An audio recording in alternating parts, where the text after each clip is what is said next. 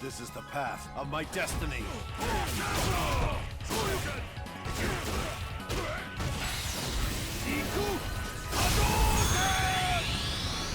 Pleased to meet you.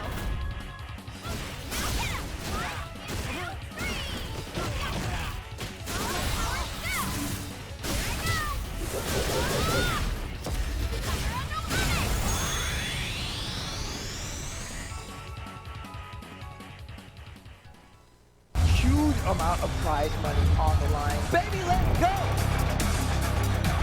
The jump in was perfect. Oh, that was so slick!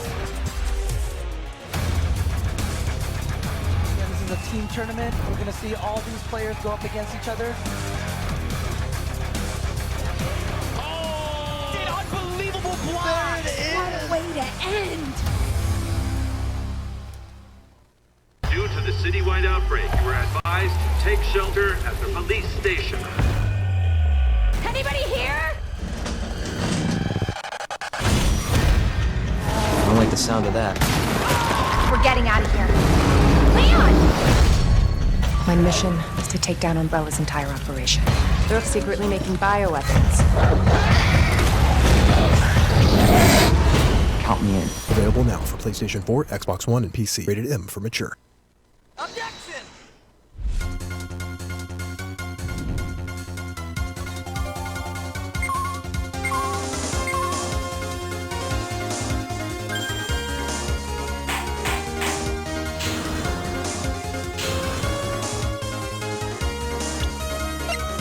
Objection!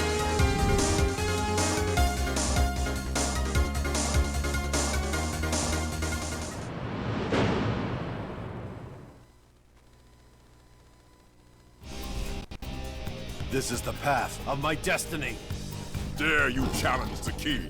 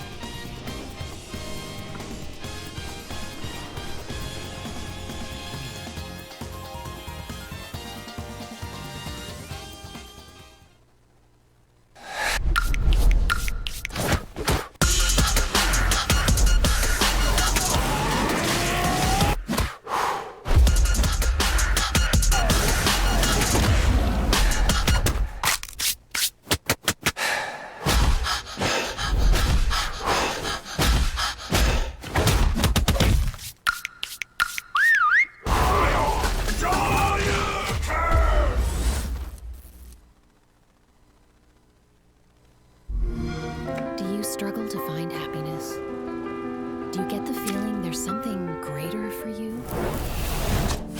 There is.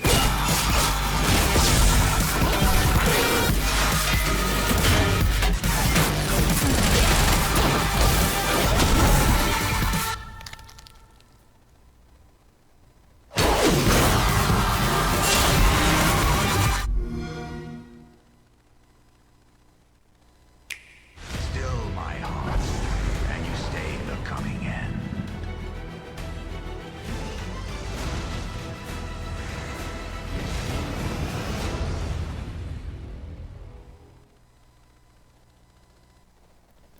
Welcome, everybody, to the Capcom Pro Tour 2019. We're here with the online ranking event. My name is Vicious, here with Ringe. We're just about to go through the North American region for the West side. Now, for those of you that have tuned in from the last online ranking event, we actually had the Singapore area down and locked in. But, you know, a new addition to the entirety of the online system. The way we're doing it now is we're showing a little bit of love to each and every region, right? So what you can expect here is we're going through it for the West side to hold it down. Ringe actually has that top 8 ready for you. Yeah, here at the undisclosed Capcom location, the producer cut to it before my bid can get in, but it's all right. Here's the actual top 8 right now. We got Samurai and Mario at the top. course, Samurai, y'all know, been holding it down on the Capcom Pro Tour since its inception with that Akuma. He's going to be going up against Mario playing Karen here in the new season. And then on the other side of winter semifinals, we got JB holding it down with Rashid, Denial Zone, going to against Cero Blast on the Ken, the wildest Ken in the West. 801 Strider and Seville there on losers round 1. Seville taking down LPN twice, as well as Alex Myers. Yeah, local Necalli player from SoCal. And then Chris CCH of the Northwest rocking Sakura here in the latest season. Of course, he was a Guile player last season. Going up against Stupendous, another WNF staple on that Zangief. So yeah, it should be a good top 8. And again, you heard Jeremy, right? We spread out the CPT online events a little bit more, right? We are including Middle East and Australia this year. That's right. But that means the NA West 2 and the NA East 2 events are no more, right? This means that each event here in the States is getting one event. This is really an important event for them to get points, because there's not going to be a chance to run it back, right? This is the only chance the West Coast of the United States will get for their online CPT points. Yeah, that's right, but it's still going to be a good amount of points, because first place is going to be taking home 200 for the ranking event. And best believe when people scrap for these points towards the end of the season or even midway through, it's going to mean a big deal no matter where you're from, especially the NA rankings, right? Because it's going to mean so much for the Capcom Pro Tour for a variety of events coming through. Yeah, so you can follow along on Smash GG. We'll be following along on the traditional printer paper and highlighter, keeping it real grassroots. Oh yeah, that's what I'm talking about. We're going to fill in the results as we play, so you know we're going to keep it real, 100%. Oh yeah, so let's get into our first match. It's going to be Mario versus Samurai on to the winners semifinals. Again, Mario, who was a Guile player last season, we rocking the Karen here in the opening round, going up against Samurai on his traditional Akuma. Of course, Akuma toned down in certain ways, but still one of the strongest characters in the game. So we're going to see how he fares up against the Karen, who's going to have buttons to contend with the mid-range that he's likes to find himself playing at. Yeah, what's really good about this matchup in particular is that both players can deal explosive damage and just have the same amount of vitality, right? So it could be pretty neck and neck the way these two play. Samurai being well versed in the entirety of CPT online and offline. We've seen Mario throughout a plethora of online ranking events in general. We've seen how great he can be with his versatility in characters. And I'm actually very excited to see how he's adapted from the likes of Guile going into the Karen pick. Yeah, absolutely. I mean, both characters very explosive, right? I think when it comes to Karen, she's got like the low forward confirm a little bit better than Akuma, right? Because Akuma's low forward confirm is quite good as well. But she has a huge damage off of it. Her walk speed is incredible. Akuma's walk speed is incredible. I think Karen edges him out slightly on the ground, while Akuma has like the shenanigans. He can go with a demon flip. And I think it's a really even matchup. So it's whoever's going to bait their opponent into making some risks that are not going to pay off. And just in general, who gets the better feel for the pace that the opponent likes to play at. And again, it's going to be 1st to 3 throughout the entirety of this top 8. For those of you following along, this is only the first match. Here we go, North America West region. First game, first round. Traditional start here at the CPT Online. You already know what it is. We are back for another year. So yeah, Samurai already getting thrown, so...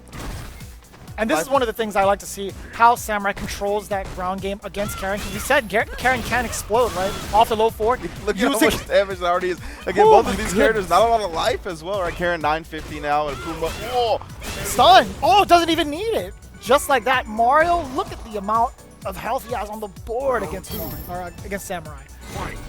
Exactly. Dominating first round from Mario. Samurai gonna look to contend more in the mid-range. Great stand medium kick on whip punish. Was expecting that medium kick firing away from Karen, right? Was in the right range to punish too. A very, very hard moment to punish. Slight error there. It might have been from Samurai. Getting a blatant red fireball in front of the face. Dash into red fireball. I can't imagine that's what he was looking for. Oh. Side switch? Yes, sir. Nice check on the dash. 2 jabs to make it, relatively safe for a choice of poking back. Boom, forward throw. Not going to get anything out of it, though. This is where he just wants to keep Akuma locked in. Right in this corner. Yeah. Samurai does have option of V-trigger. Can be fireball in activation. It is. There it is. Ooh! It just confirms that the low forward fireball directly into the critical R. That will seal the round for Samurai. That's already one apiece. It was a hefty price to pay, too, because looking at it in the 3rd round, Karen fully stocked, almost fully stocked, pretty much 1 confirm away from getting a critical R, or a hit, for that matter. Speaking of confirms, nice off the lights from Samurai. He's able to get the Tatsu. Just dash up crouch. Medium punch from Mario. Side switch as well into the throw. And I like this being a threat from Mario, just trying to get Akuma contained in this corner. Not a lot of escape options yet, but we see the bar. We might expect a demon flip out from Samurai. Yeah, it's definitely an option he hasn't explored yet. Really just content with fighting on the ground in the corner. Great low forward confirm of the Tatsu. Uses the light whip to switch sides as well. Now Samurai's going to play at this game. Ooh, I thought he was going to play at the game where he could DP safely, but Mario sneaking his way. Both players being very cautious at this point. Slightly misses on the whiff punish. He will switch sides, activate the V trigger off of it as well. Gets the damage hard, knockdown, dash up. Oh, excuse me, frame kill instead. Forward throw. One more touch away, actually. No, it missed! Okay. Woo. A little bit of funk on both sides. V trigger is ready for Mario, though. Oh, he ran into it. He's living. Still alive here. Samurai is safely out of chip range, though, so Mario's going to have to land a solid hit to make use of that critical art meter. Get out of there, trying to catch a whiff punish, but Samurai's not giving him anything big. Plus frames afterwards, and he contested after the crouch jab. Smart stuff from Samurai. Unbelievable. You know what's pretty crazy about that? I understand why he forced himself to block in that scenario, because if Mario went in with the punch ender or the slide, it's technically a frame trap. If she does the first 2 hits of Rekka, goes into the palm or the kicks, that would have damaged Samurai or even killed him. So he waited it out, saw the elbow, knew that was plus, couldn't press the button again, and it was so smart to see him wait after the normal that Karen presented and then contested. That's last minute check. It was very, very smart on Samurai's behalf. Yeah, definitely extremely safe play from Samurai. Mario got a little greedy after that crouch jab at the end right there. Not going into a direct frame trap, right? Wanted to close the distance. Samurai snipped it out, stuffed him. Oh, a nice kick throw attempt, but Mario ready for it. Oh, this DP just dominates that mid-range in front of him. Ends up training. That's going to be good for Samurai, though. Knockdown, no whiff punish on the throw. Ooh, he's trying to catch him with the stand strong buffered to kind of get Samurai whiffing buns, but Samurai changes it up immediately after he gets that signal, and ooh. Nice DP. With characters that are so evenly matched in terms of walk speed and ground footsies, right, it's really all about sniffing out what your character or what your opponent wants to do, what their favorite footsie buttons are, and countering them, and Samurai's been so good at that so far. And again, back at that range where he gets to harass with the fireballs to kind of keep Karen away, even with her longest normals, right? And then kind of goes a little bit closer, tests with a medium kick to see if he's gonna whiff, if Mario's gonna whiff a normal. Nice sweet punish.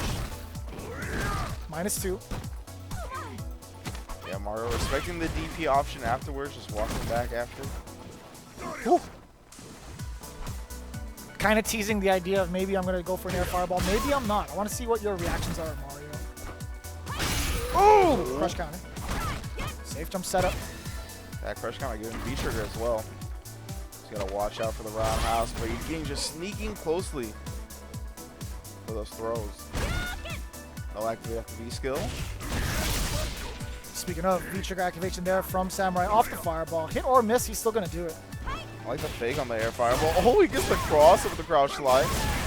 Good damage. So a little bit of V trigger left. Oh, just the delay. Catches Mario maybe up backing because we didn't see any counter here on the screen. That's critical art. Samurai up 2-0 here in our first match. Honestly, he was in such a great position to kind of threaten any sort of angle. That neutral jump setup for, I guess, the safe. I feel like there was a little bit more time for Mario than EX or Senna, honestly. But either way, it's such a threat with Akuma because he has such great walk speed. Even on hit or block, he's going to pretty much tease that range. Maybe bait a throw, whiff punish a normal. He can do anything, essentially, having you in the corner with critical art locked. Yeah, so good stuff from Samurai. Catching Mario, trying to score him out of that situation, right? So we're going to see, maybe go back to the character select, take a breather, see if the guile comes out. Who knows? I mean, it could be. We've seen Mario in a multitude of online events. He does have a guile on deck. Maybe that's the character he might want to go for against Akuma. Maybe the fireball's like further out, could probably contest against Akuma. But I still think the Karen choice, it wasn't too bad. It wasn't like a bad beat at all. He started off really strong in the beginning with a round over Samurai, 80% lead. I think he could do just fine with his character. Yeah, I think Samurai's timing on the stand medium kicks were just really superior in those first 2 games, right? Which was what led him to the victory. Not necessarily a character problem itself. But to be fair, Samurai's done a real good job of maintaining the game to be at that spot where he can harass with fireballs. And then if you jump, he can safely DP, right? Mario hasn't really been able to close the distance and then get a successful jump over. We've seen him, when he gets real close, he's able to kind of sneak in and get the throws off. But hasn't really made anything big happen at that general neutral range that is about 2 or 3 characters away. Yeah, it's like one of those things with Karen too. You're willing to take the throw no matter who you are because she's not going to get anything off of it. She doesn't get an Oki setup. She'll get damage, a decent amount of damage. If it's back throw, she just switches sides on you. Yeah. Could be important, but you're not going to be in threat of any normals immediately after. Samurai whiffing on the parry attempt right here. So Mario has the corner forward throw. Stun bar is building as well. Whiffs the throw, and he actually gets counter hit afterwards. Usually those are +2. +2. Yeah, you know, yeah. Whiff throws. Plus on whiff. Yeah, plus on whiff. Especially it's online. a whiff trap is what that is. Yeah. Shout out to Jibbo on that. Jibbo and his community for the whiff trap tech. On the shoulder, that's safe. Yeah, and in between, if Akuma tried to contest, she would be in time to get another, like a trade combo. You never want to give her those, especially with 2 meters out there. No anti-air available, and I understand because, you know, anytime Akuma goes airborne, can go for the normal or can go for the air fireball. Yep. Ooh, good confirm there from Mario. Not going to get the side switch instead, just full run in offense. Yeah, preserving all that meter as well. We got a V-trigger activation from Samurai now. No anti-airs again. Oh, just eats the fireball. Yeah, Mario either too late on the anti-airs or just respecting the fireball option, right? Either way, it's tough. Yeah, he does have the option of popping the V-trigger too, just in case. If he was unsure of the air approach, he has that option to freeze time and then make the decision. Maybe he could turn it around this time, but Samurai looking at set point already. Oh, I understand. Those are very hard to do. Yeah. Wanted to use the EX excuse me, EX Tenko, not Resenha. Tenko to close the gap out of the crush counter. What a buffer! Like the EXDP, Samurai trying to halt the momentum before it gets started. V-trigger on deck for Mario. You gotta watch out for that roundhouse. Watch out for the sweep as well. See if confirming on block, not to pop it just yet. Samurai beginning to stay in that range again. You take to the skies. It's an easy DP for this man. I was just about to say the roundhouse has to be coming soon. Either that or a sweep. Samurai is teasing that range. Max distance sweep. He knows Karen's range is very well. To kind of check with the stand short. And Mario is just trying to close the gap too. He's still going back and forth. He's really reluctant to kind of go hand, I guess. Yeah, he's trying to be safe about his approach, but the time is ticking. Finally gets a sweeping. You see he wants that activate on block, but he runs into a crush counter crush. Fierce. All Samurai now goes to V-skill afterwards. Mario wasn't ready to respond, and the sweep will seal it. Samurai takes our first winner semis 3-0 over Mario and guarantees himself a top 3 finish. So Mario going into the losers with the likes of 801 Strider, Sevele. You know, just I wanted to name those two because actually Mario is the one that put Sevele into losers. So there is a double jeopardy situation brewing. Okay. So we'll see how that works out. In the meantime, Samurai with a 3-0 and the adaptation's pretty solid.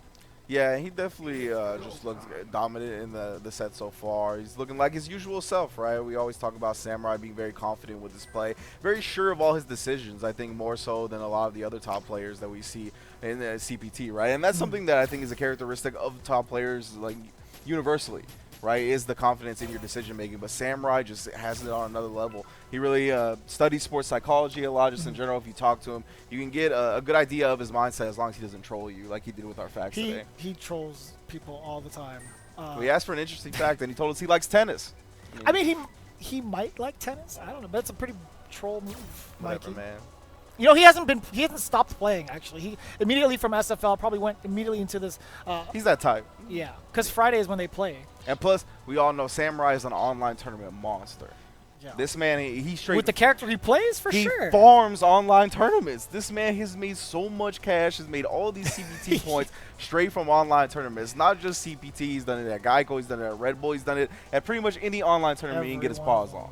And, you know, I wouldn't doubt that he'd be up in the top, like, 6 slots for NA West or just North American region in general because of how many times he's sniped some of these points. But, you know, it's different this time around. We mentioned it earlier in the broadcast that the West side only has one chance. This is that one chance. So Samurai needs to get as many points as possible, just like the rest of these guys in the top 8, right? This is their one chance online to get these points. So he guaranteed himself at least 80 points, right? That's right. Because he's in winners finals, so at worst he gets 3rd place if he ends up losing in losers finals from there. So that's a nice healthy chunk of points. But of course you get 100 if you get 2nd place, and then 200 if you get 1st place. So that's what the goal is for today, and then you mentioned as well, we got 801 Strider and Seville in losers bracket as well. That's going to be an interesting match. Seville, who's been running rampant with his Nakali going up against 801 Strider, who has put the world on notice when it comes to G, right? A lot of players think he's good, but some regions, right? We heard a lot of the Japanese players kind of downplay him a bit. Until Itabashi Zangief ran into Gustavo, right, at an offline tournament here in the States, and was like, no, I think G's probably better than what the country rates him. So I'm looking forward to Gustavo as well. I think G is just in general a very entertaining character to watch. Oh, absolutely, yeah. So base form G, not much of a threat as some of the players have said, but once he's in that presidentiality form, when he activates any of the other levels, it's a whole different story. And we've seen it at NorCal Regionals, right? The way Gustavo performed and played against the international players gave him a wild shock. Same with Smug. Smug is not in the top 8 right now, but just for an example, you know, he's been playing G as well, and it's definitely a character to fear. So I'm looking forward to that. But in the meantime, who do we have up on deck? I actually couldn't see it. It should be the other side of winners finals, which should be Denial JB on his Rashid going up against Cero Blast on the can. That's right, and Cero Blast actually had a very, very solid showing his last NCR as well. A really heartbreaking defeat against the likes of Daigo, Umehara. It was pretty fun to watch in general. And then we have JB, one of the competitors over at Street Fighter League, non-stop practice straight out of Thursday, played on Friday, and here he is on Saturday again. Yeah, exactly. And that's the type of environment you want to find yourself in, though, when it comes to the CPT, right? You want to be constantly playing, constantly grinding to get yourself in a prime tournament shape. JB is one of those players, of course, recently picked up by the Nile as well. That's going to be full head and full effort into the CPT 2019. As we already have Cero Blast in the corner, but the sweep out goes for a setup there, but JB not going to get hit by it. However, he does get thrown in the corner now. Oh, that could have been a big punish there on that fake step.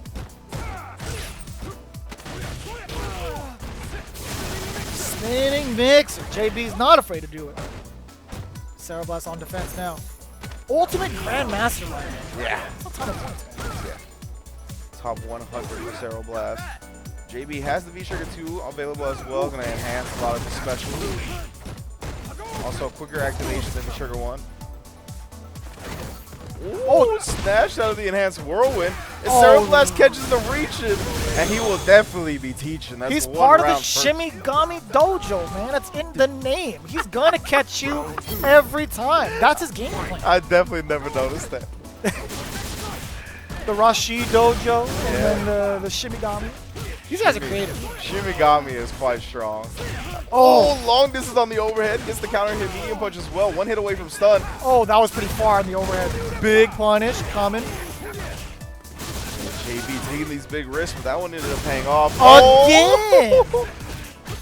At first, you don't succeed. Do it again. Okay, we didn't have meter for it, so I understand. Jumping to avoid the whirlwind. JB trying to press a button, but Cero Blast pressed the button at the moment that it would benefit him the most. Takes the first game.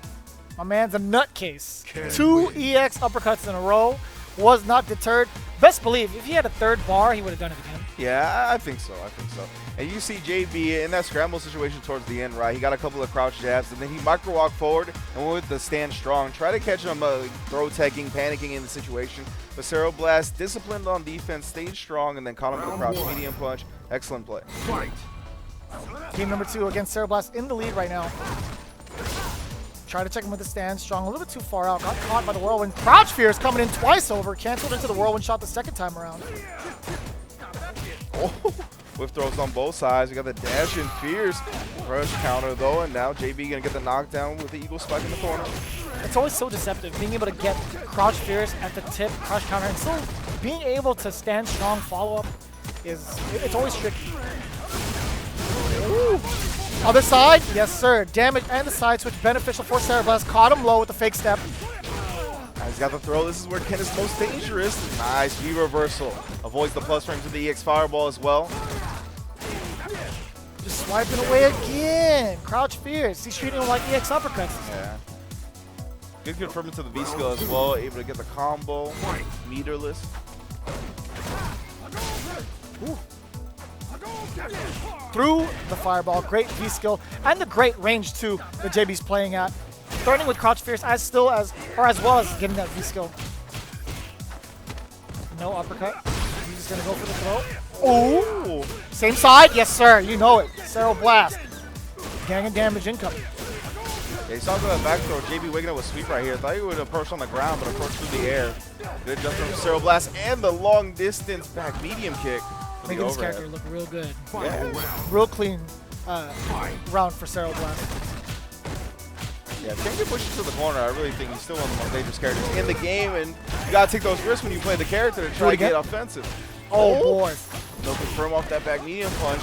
Oh, Maze letting the fire or the DPs fire. Some of the producers are shaking their head like, man, don't be doing that. But I don't blame him. You know, he's trying to keep the opponent on his toes. And I guess it's a game he's willing to give up, as we saw right there. It's still tie game, 1st to 3. Maybe the next time around, Cero Blast is going to wake up and just throw it. Who knows, you know? Yeah, you know, I don't like judging stuff like that because if it all hits right, then he looks like a genius. Exactly. Like, it's just one of those situations. It's where you find yourself in fighting games making that choice, right? I'm either going to look dumb or I'm going to look like a genius. That's just how it is. From experiencing that online myself or just in tournaments, that kind of signal is still the most dangerous one because it forces you to block. It really second guesses your own offense. And that's, I think, what Cero Blast wants. The mental damage done in that game might pay off for him. Exactly. It's a 3 out of 5 set, right? So we got more games to go. Conditioning JB now to expect that EXDP will open up options later on in the set. And I can't wait to see it happen. I want to see it come to fruition. I want to know how JB is going to interpret that information afterwards. Okay, in that familiar situation now, but Cero Blast doesn't have meter to fire away, so he's going to have to fight with these normals, catches the crush counter. Ooh, and we got an EX spinning mixer from JB this time.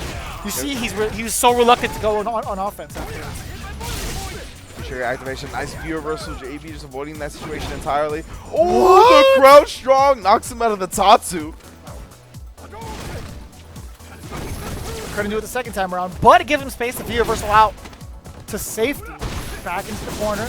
You gotta be kidding me. JB's reactions are top notch. Wow. He anti-aired the incoming air Tatsu. Perfect. We rarely see that. Definitely. The vertical spinning mixer getting the job done. JB whiffing on the Eagle Spike, trying to base something out, gets the counter hit. Waking up with buds again. There it is. Cero Blast landing a rip. Yeah, the horizontal hitbox on the EXDP enough to close the distance before the whirlwind can connect. Now check JB moving quickly. No interrupt there on the whirlwind shot. Forward throw from JB. Dashed up into the normal. Knee bash. Still anybody's game here. Oh, that was so good from Cero Blast at the early jump fierce rock too. Final round. Woo. Yeah, the hitbox on the jump fierce extends so far downward, right? It's very easy to punish with throws. Nice buffer as well. Safe jump setup. This is the second time he's whiffed that setup. Nice conversion there. Gets the corner carry and a good amount of damage as well. No check on the block run. Block normal to run, definitely punishable. Cero blasting away. EXDP. Whirlwind shot. Doesn't want to deal with any of the mix-ups after. Oh, that's so tough to take that L when you have full resources available. But JB can't pull it out. And it's tough in that situation, right? You never want to eat a jump in because then you're in that situation where anything can kill me. Like, he can go to overhead, he can kill me if he gets the low, which he did there. And he didn't just go with one low, right? Went with the second low just in case JB tried to walk back or anything like that, which is probably wouldn't end up happening. So he gets clipped there. A throw will kill him. Anything will kill him as soon as you block that jump in. So it's very hard. Very hard position to find yourself in defensively. The crouch fierces are being fired off, though. Cero Blast was in that comfortable range to kind of like buffer normals in case JB wanted to go forward, but it's been very hard for Ken in general to contest the normals of Rashid. Crouch Fierce has been such a problem in this matchup. There we go, getting the target combo going. Yes, sir. Nice confirm there. Off the stand short as well. What a check after. It was a hit low medium kick into V-skill, and JB still contested it properly. Oh, he's with the crouch medium punch. Combos into himself after the counter hit as well.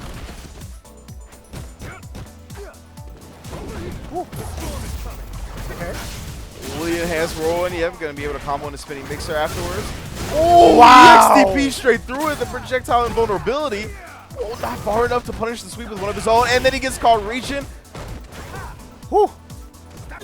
Critical art, you know it. Oh, the chip damage is there. Cerro Blast had no answer at that point. JB's going to seal himself the round. Round 2. Again, it is 2-1 in Cerro Blast's favor. Oh, ran into the stand medium punch. Buffered it. And look at the damage. Already at 40% damage, I would say. Yeah, again, V reversal. There's no way of locking down JB. Oh. That was a raw DP. A raw, fierce Counter hit. Didn't believe in it, though. Back throw? Yes, sir. Get the side switch and the momentum. Knee bash, getting the forward throw. Oh, he tried to anti-air it, just off the mark. Could have anti-aired it with the uppercut. Let's go, Cerro Blast. He's going to get the damage. One shot away. Oh, again! We've seen that a couple of times now. JB trying to answer the pressure when he has a pixel of life left with a throw, getting hit by that jump fierce. You see him firing away with the stand medium punch. He's like, come at me. Come in this range so I can buffer. Into a Tatsu, into an uppercut. Oh, crouch strong. Nothing following it after that, surprisingly. From Cerro Blast, JB tried to V-skill through, stop the forward movement with the stand fierce against Cerro Blast. Caught him in the EX tornado shot, but here comes that mixer. The delayed EX spinning mixer too from JB, well done. Not just doing it on wake up, mixing up the defensive options. Woo. We all flinched here on that one. Anti-air, crouch strong, great choice from JB. Cerro Blast decides to just jump out of there, reset the situation, activate after the V-skill.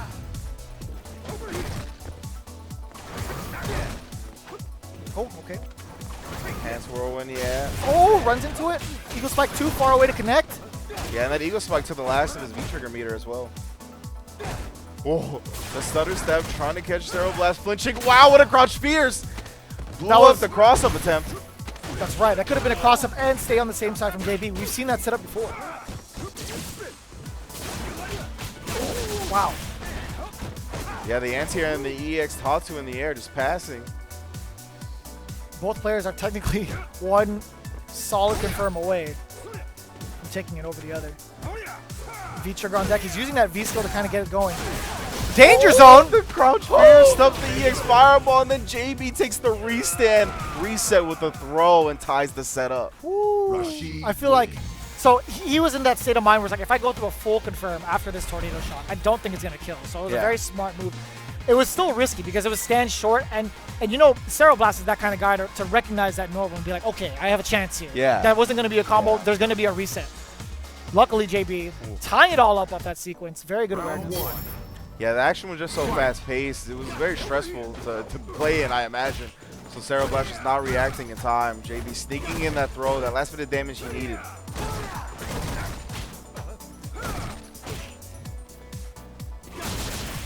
Just letting spinning mixer rock. Ooh. Yeah, good punch. Caught him with the crouch jab again. JB couldn't get the meter. Whoop. Spinning mixer, his turn afterwards. Chin busters back to back. Uppercut. No, I would have gotten crush count. Yeah. That's exactly what JB was looking for. Cerro Blast doesn't give it to him. Cerro Blast is definitely that type to anti-air uppercut. Woo! Oh, that plus on the quick throw.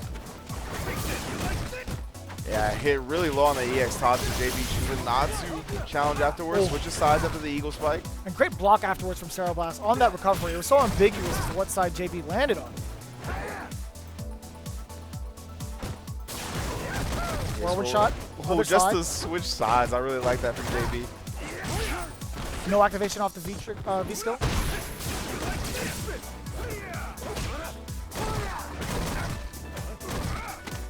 Back throw. Does it again. He tried to bait JB. Oh, he wasn't close enough for the throw. Cerro Blast activates after the whiff. Great stuff. Gonna take the first round and put himself on set point. Shimigami wins. Walked out of the throw range, smacked him up with that fierce.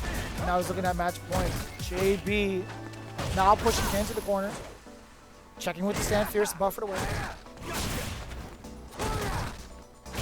Woo, get out of here. Sure Ken stays locked in that corner, respecting it enough to let him give him the whirlwind off. Great punish on the other side. Baits out the EXDP as well. Jump punish from JB. That's it. Stunned up. Yeah, he's going to be able to get the follow-up combo. 8 hits will do it, and we're going to a final round. Full critical art on deck for Rashid. Just about 2 1/3 for Ken. So despite those wild EXDPs in the beginning of the set, JB still looking for him. -4. Down the roundhouse. Oh! The Shimigami gets shimmy himself. EXDP though, no matter how many times you punish it, no matter how many times you look for it, It's still going to come out, man. 100%. Zero Blast cannot be conditioned. We get the V reversal into the back throw as well. We have the corner. This is huge for Kenny. Jumps out, wall cleans as well. Stand Fierce gets the counter hit on the run after the Stand Fierce as well. Oh yes, crouch medium punch and then gets the roundhouse crunch counter. That was a cool, very cool combo. Oh no, you saw the reversal on the side of Cereblast. I don't even know what that could have been. Tatsu? Could have been Tatsu. Could have been Tatsu. It could have been maybe he missed an EXDP. Yeah. It could have been the case, but it's hard to tell. Yeah, definitely super hard to tell. But he did try something on Wake Up, right? And JB did what you're supposed to do when someone's feeling frisky on Wake Up. He gets the meaty, does it successfully, and Cereblast, despite having full critical art available, right? He had to be thinking about that EXDP, but no, he had the read on pretty much every Wake Up, despite how wild Cereblast's decisions are. Even his conditioning has been conditioned. They Yeah. both have long hair. They know all about conditioning. That's true, that's true. For sure. Lovely hair on JB, both sides. yeah, doing very well too. Just making the right reads on how Cereblast wants to be on offense, which is kind of hard because of the way Cereblast plays in general. He's untamable. Yes. Completely untamable. Yeah.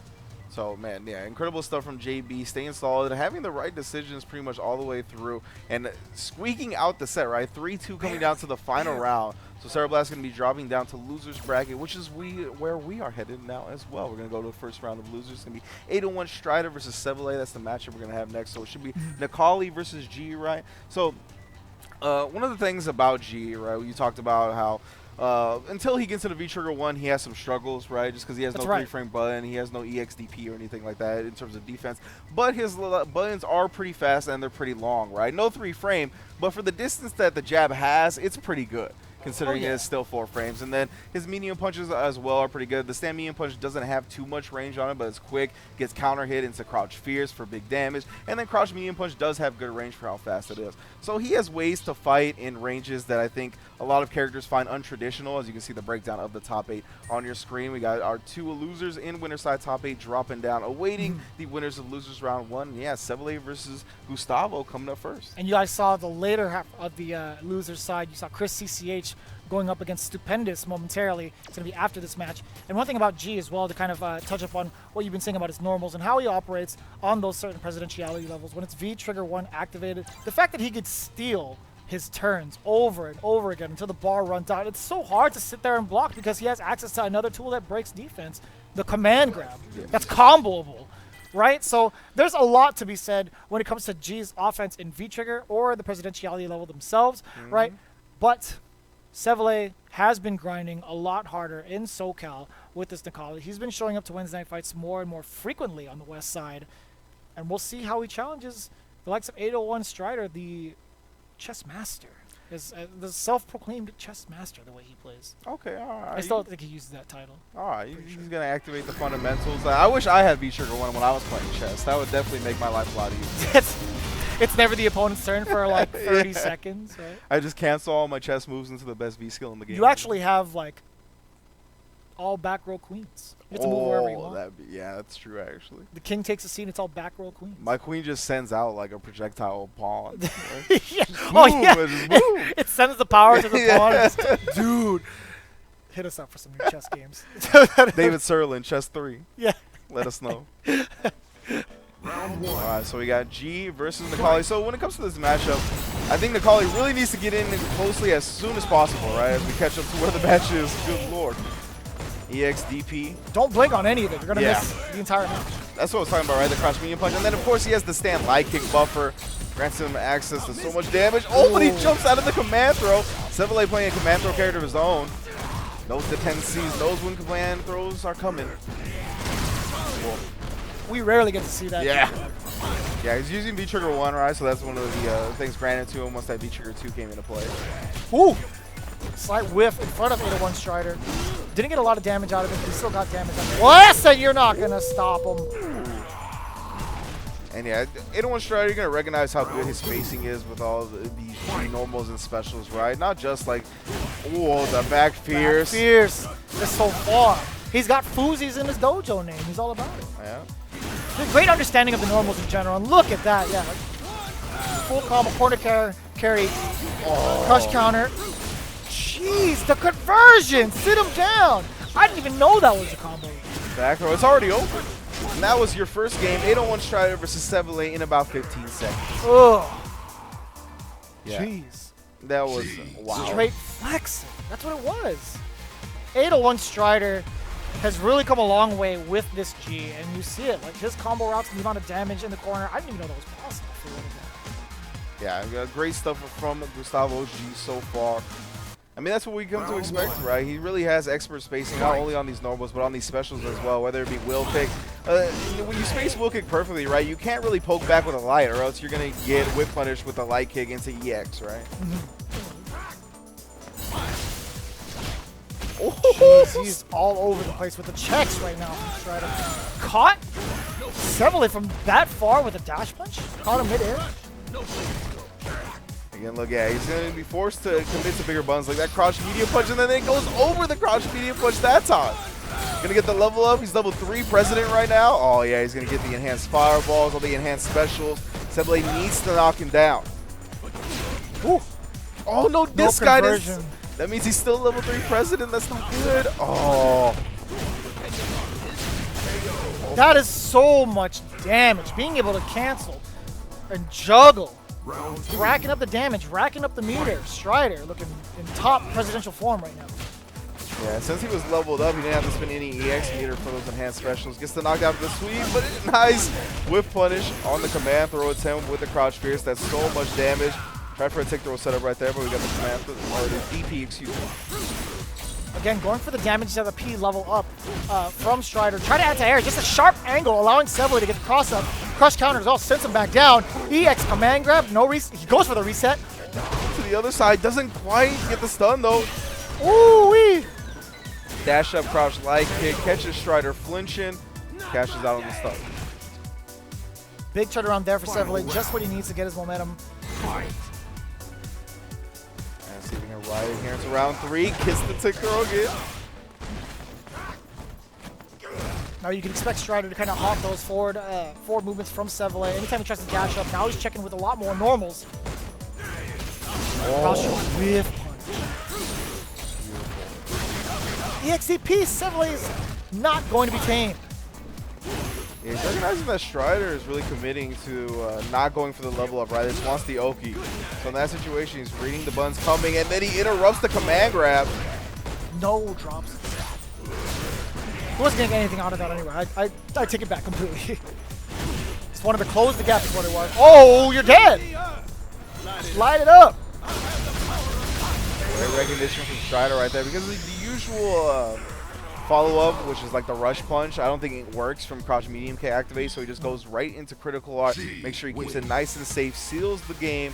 He's going to be up 2-0 here up against Seville in losers round 1. I did like the adaptation from Seville, though. He took a lot more risks, dashing up in G's face, and then immediately after, Strider started throwing out a lot more normals, more low forwards, more crouch strong buffers. Stand roundhouse as well, stand roundhouse. Pretty fast for how long it is. It's so active. Yeah, 2 hits on it as well. There we go, a lot more V-skill. But if Seville opts to go for the V-skill routes, right, Strider might contest with the fireballs, as he did in the very first game. That's not fair. Oh yeah, threw him out of the overhead. You thought you were airborne. Crouch fierce stuck off. Pretty strong.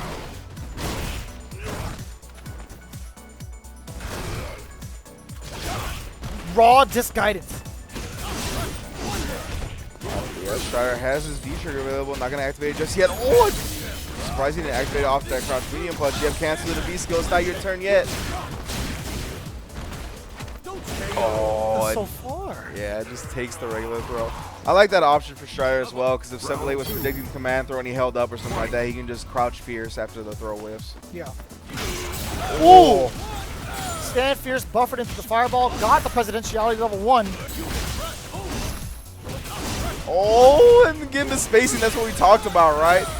He makes you block these specials at ranges where you can poke back with light buttons.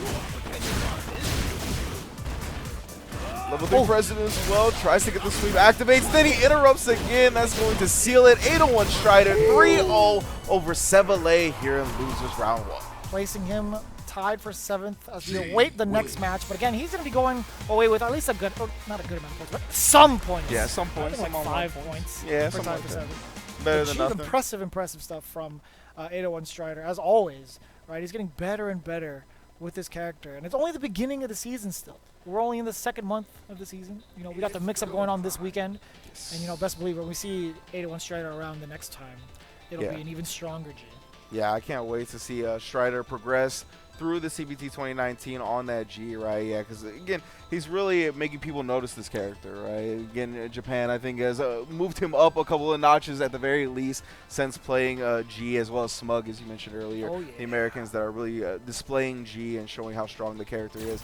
And yeah, I mean, just expert spacing all along from Strider. We see that in those spaces where you block those specials, whether it be rush punch or wheel kick at the max range, you have to think like outside the box. You can't go with your traditional options when you block a special like that, because usually you want to take your turn, and again, it's like -2, you want to go with something quick, right, so they can't press something and steal their turn back. But if you go with something quick in situations like that, they don't have enough range to reach most of the time. That makes a lot of sense, because I was thinking about that. Since it's -2 and he threw out a short, it was a buffered short into another dash punch.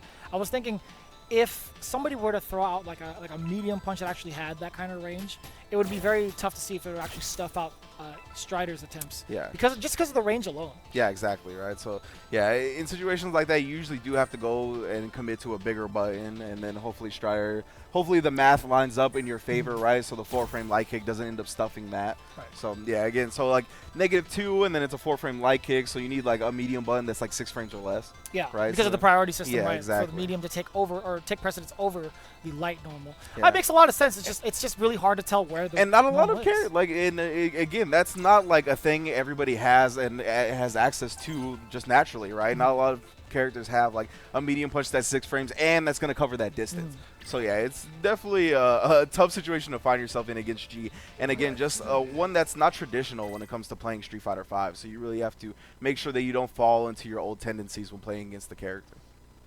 I think that's one of his bigger strengths. I think that's one of his bigger like defensive strengths in the game. As well as like the math in terms of his like mid-range buttons and the speed of them. Like, he's definitely able to press buttons in situations that a lot of characters don't. Like when you're trying to shimmy him in the corner and you're trying to walk back and you press that roundhouse because how active it is and it's 2 frames. Yeah. And there's a lot of options he has that characters don't. That and like medium kicks, especially if he has a situation where he's in the corner, he has V trigger available. Low medium kick or stand medium kick are just super far. We've seen how lanky of a character G is in general. His stand medium kick is almost like the same animation as Karen's, maybe further out. Yeah. And his low forward, oh, don't get me started. That is a hefty normal. It's a hefty normal. So you can tame him on the ground, but it takes like a different type of strategy, a different type of approach to the traditional strategy. I think it's better to keep it compact, if anything, because it doesn't have a reversal. But we'll talk about that later. Chris CCH with the try to shoot Guile. We might have thought maybe Sakura because of stand light kick, right? The name. Yeah, exactly. He's been playing a lot of Sakura this season, from what I understand. But what a dojo name, Guile down players. I'm a big fan. Yeah, I am a big fan of Chris CCH, honestly. I can respect that. And then on this side, we got Stupendous. Normally a Geef player, right? But I think this is kind of what ended up happening. Chris CCH probably went with Guile for Zangief, and Stu expecting that, went with Balrog. He has been practicing. I have been watching Stupendous' streams. One of the titles was, I should practice more than once a week. And he's been doing so. He actually has been doing so. He's made it here to the top 8, getting the first round against CCH. And I like that. Yeah, checking with the normal first, and then firing away at the dash punch, despite it being -4, can be punished. I think I like that trade-off for Stupendous a lot more. Yeah, getting the target combo after that.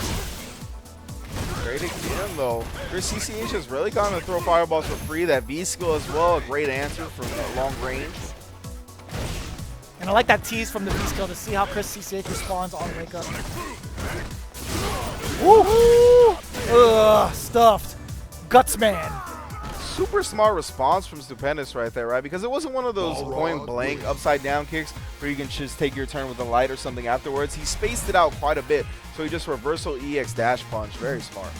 I didn't mean to throw you off there. I was looking at the screen. Is Balrog in a Gutsman outfit, or is it actually Gutsman? Because I saw like the mouth open. No, it's an outfit. He's not actually Guts Man. Oh, that's It's even definitely- better. yeah, it's He's definitely an that's so outfit, yeah. cool. Yeah, I thought it was the actual robot inside. No. Like, It's definitely an you're outfit. kidding. It's definitely an outfit. That is super Because dope. I've seen that for I think either him like so on a different there was color or Airman something. too with like Rashid. Rashid has like that costume as well, but there's no openings. You can't see inside Yeah, it. yeah. That is mad cool. Yeah. I did not know. Well, So- you learn something new every day. You know, The small things, the details. that's the best. I'm a big fan. It's actually super important. Yeah, I needed to know. Yeah, it's actually super important. That's the thing that tugs at the heartstrings, you know, seeing stuff like that. So, good stuff so far from Stupendous. On that Balrog, again, we know him traditionally as a Zangief player, but he's been playing Balrog for a good amount of time now. Yeah. You know, he's messed with Balrog. Even like it started in season 1, where he was starting to notice. I see Balrog underneath. He started to notice how bad the matchups were when it was not in his favor as Zangief, right? So we had to get mostly Dhalsim, for example. So we had to pick someone like Balrog, and just over time, he's sharpened this Balrog play, and he's really come to his own with this character. And we've known Stupendous from previous iterations of Street Fighter. He only had one character. Yep. Just seeing the evolution, his growth in general. He's got the robot on his shoulders. Yeah. You could do that? Yeah. Bro. It's pretty sick. So we got Chris CCH back on the Sakura as well. Get me out of here. I gotta get this costume. Get me out of here. I think it's a good decision going up against the Balrog, right? The stand light kick's going to do good work in terms of checking the rush punches and all that. You can see Stu already not really going with the rush punch pressure because of that. Adjusting before it even comes into play. Get out of here. Dash punch 2 times though. Third one punish. Yes, sir. 4 frame normal. A lot of active frames on that bad boy. Activate off the low forward. Hey. Oh my gosh! Why do you have those, Stu? Okay, so I'm positive Ringe and I expected some sort of meaty, like a dash up after that V-skill knockdown, right? Or that V-trigger knockdown. Yeah. But Stupendous took to the skies, man. It was definitely an ambiguous setup right there. I'm not sure which side he was going to land on. Stupendous developing this shenaniganery with Balrog. Okay. Did Chris back roll? I didn't even see it. I just saw the camera move, so I couldn't even see the recovery. That was wild. Great stuff from Stupendous. Whiff punished and fierce. Give it to me. What the indeed? Nice continuation of the combo there. Chris CCH containing Stupendous. Stun is a factor. Oh, Roundhouse gets the crush counter, activates the V-trigger too, yes. That means big damage, got the enhanced hurricane kicks and DPs. Puts him on death's door, but Stu activating the V-trigger of his own. Nice Goes with the block. overhead, and Chris preserving his life and the round. Definitely punishable on that V-skill overhead. But he did have had V-trigger on deck. And to get him flinching. Ooh, the light kick buffer. Oh, then again, this time the preemptive crouch fierce. Dang, spending all the bar, and I like it. Spend it early, get the side switch as well. Oh, and then caught him standing up. Good tech from Chris. And activate the V-trigger and throw the V reversal. Huge shift of momentum here. Back-to-back throws. Wow, long distance V reversal, but it ends up working out for Stu.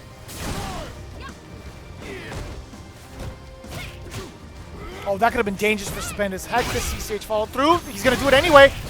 Yeah, that's Kirklard on deck. Not even going to need to spin it. Ooh-wee. And I like the V-Trigger 2 pick from Chris CCH in this matchup, right? Because with the V-Trigger 1, you get the plus on block fireballs. And that's usually good for like applying pressure and trying to get in. But I think he's not going to have too much trouble getting in on Balrog. And especially with the way Stu's playing, he's just kind of rushing down and trying to slug it out. So when he gets in those situations and gets those hits, he makes the most of them with V-Trigger 2. And he had so much meter on the board as well. Even if like he couldn't get an opening on the Lexus Stupendous, he still had ways to make himself plus with EX Fireball, continue the pressure. It was just a really, really solid scenario for Chris CCH to take it over Steve. Yeah, and this is what we're going to see in this matchup, right? It was all about who got that first W, because then after that they have the advantage when in terms of character selection. All right, so Stu's going to go back to the character select, most likely pick Zangief for the Sakura because it's going to have less of an issue getting kept out than Guile.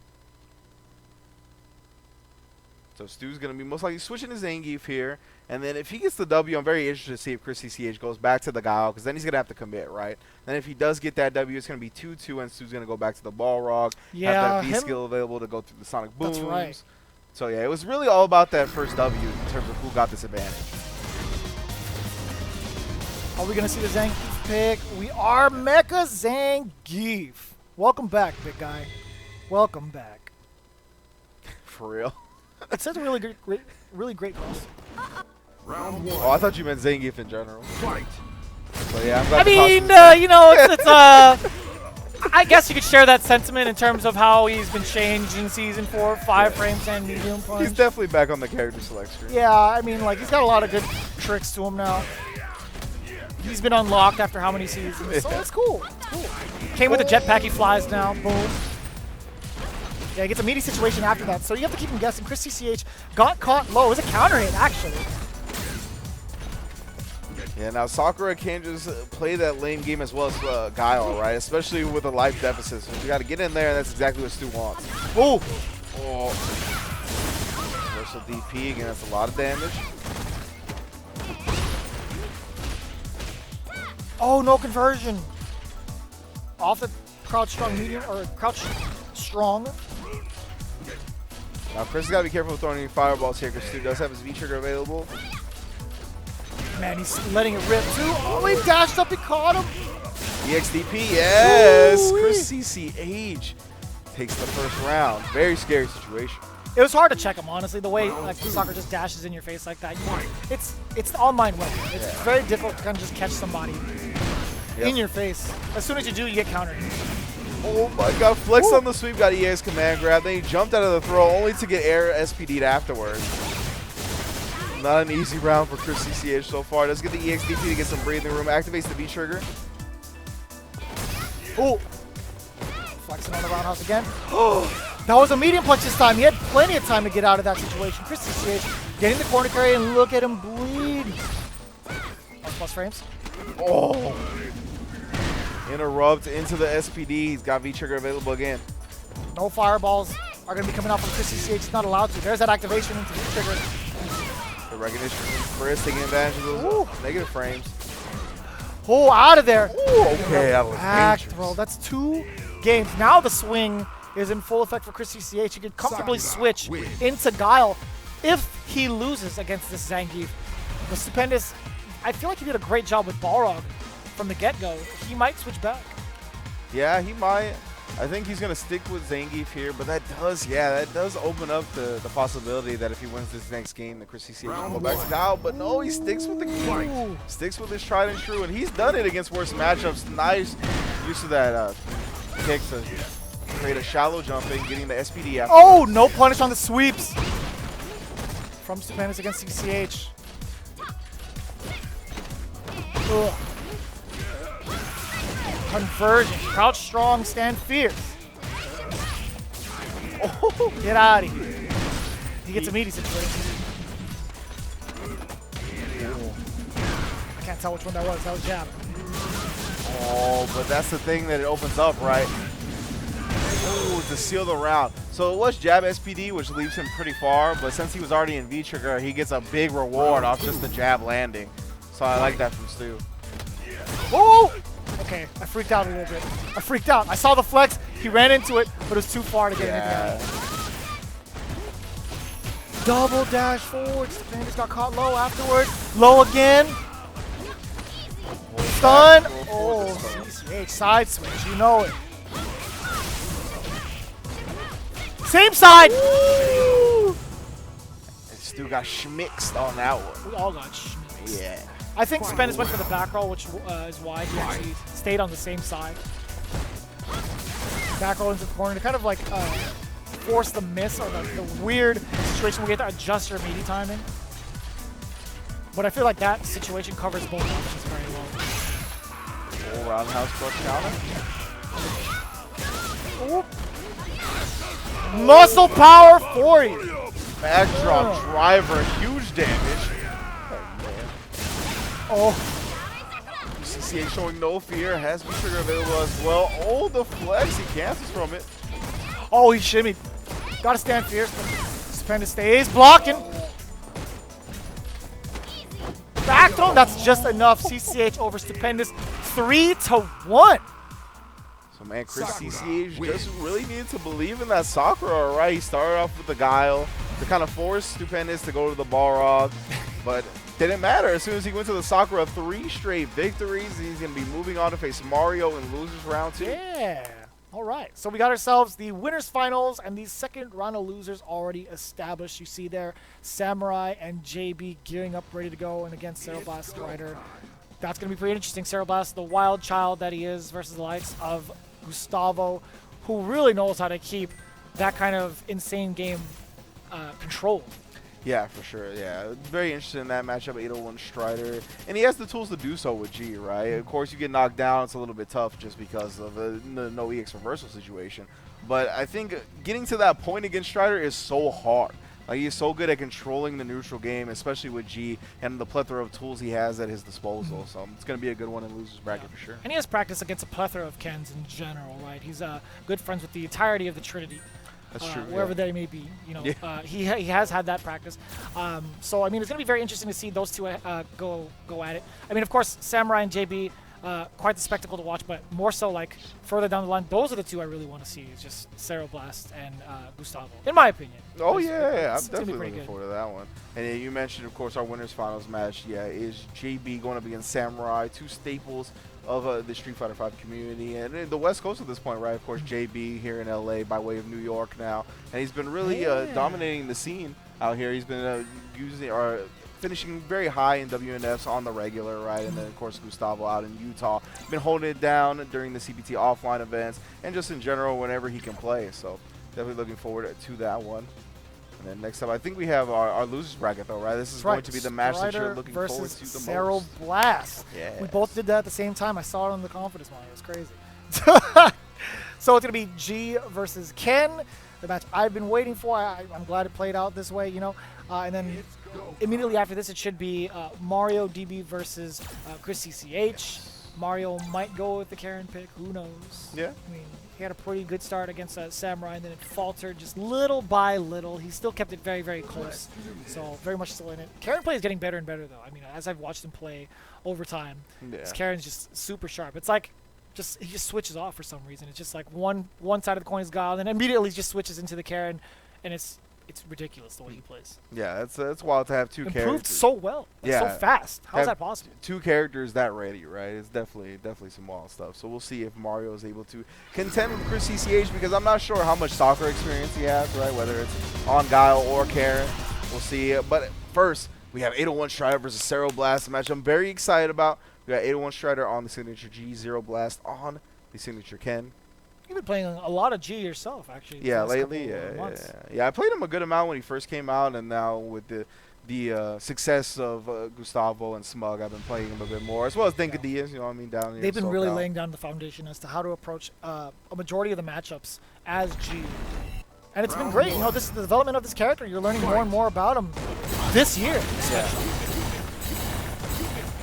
Man, that's a lot of times Cereblast had to block. Did you see how reluctant he was to press any sort of buttons because of the amount of fireballs that came through? I feel like just G in general beats Ken in the fireball world. Yeah, for sure. Especially in the further levels as well. Base form, it's hard for Ken to contest. It just comes out so fast. Yeah, if you're having trouble with this fireball game at base form, then I have bad news for you when it gets leveled. I'll tell you that much. Yeah. And yeah, again, Strider just really working that range. Stand medium kick just as a stop sign. Oh, and then the roundhouse. It's so active and it's so far. It hits upward then down, or like up and then mid, right? So, yeah, it's super good, man. For how far it is, it goes pretty fast. Like, it's definitely a button that you think, after blocking certain things, you're like, oh, I can do something here, and then the roundhouse just smacks you in the face. And even if you think it's your turn after blocking it, he's just so far to even contest. Like, veteran G players that know how to play this character, right, that know what ranges to contest that, they're not going to make themselves vulnerable to a counterattack afterwards. Stop it. You saw that's one of the things, right? You think it's going to be your turn despite the range, just stand short buffered into the dash bump? It's hard. He gets such a reward off the light kick, too. That's what makes it so good. Wow, just the back throw. Oh. Uh-oh. Oh, reset. Oh, he jumps out of the command throw, though. Zero Blast is 1 bar on deck. V-Trigger active as well. He interrupts the EXDP and then just gets the low. Gonna be able to cancel into it there. No more damage available. Oh, throws the V reversal. Perfect offense from 801 Strider. He was going to do that low dash punch anyway. 100%. He was in V-Trigger form. You got Zero Blast walking backwards, and either way, in that scenario, he's going to be safe. Yeah. So it was great conversions.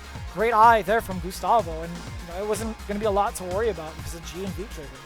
One of the best V-Trigger. I think it's... I'm going to put my mark on it. It's going to be the best V-Trigger in the game. Yeah, it definitely might be definitely in the conversation at the very least. But yeah, in a situation like that, right, where you go with a low rush punch and then he can either cancel the V-skill on block or then cancel into the wheel kick on hit. You can blow up the block option if you have a projectile invo move or like a super or something like that. So you got to keep that in mind. Zero Blast did not have critical art available. Stuffing it. Crouch Fierce. Catching the EX toss. We see 801 Strider go with back fierce and a wheel kick a lot for anti-airs, right? Just because it's more damage. But that crouch fierce is the answer to all, right? Every jump it gets stuffed by that. Ooh.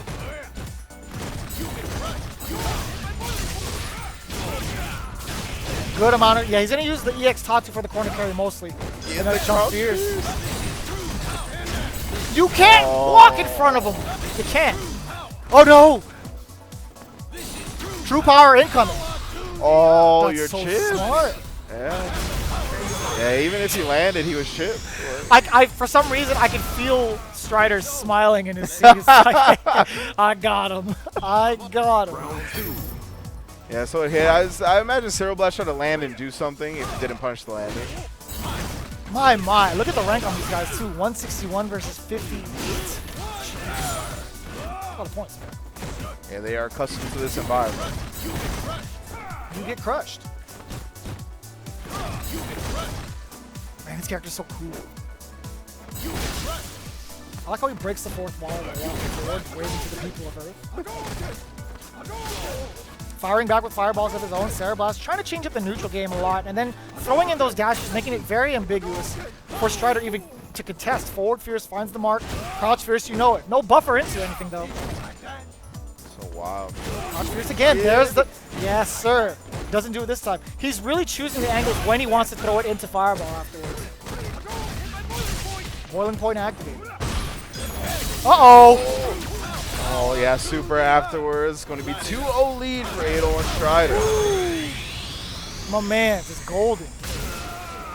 So, like we talked about how if you block the stand roundhouse, it's very far for you to contest afterwards, right?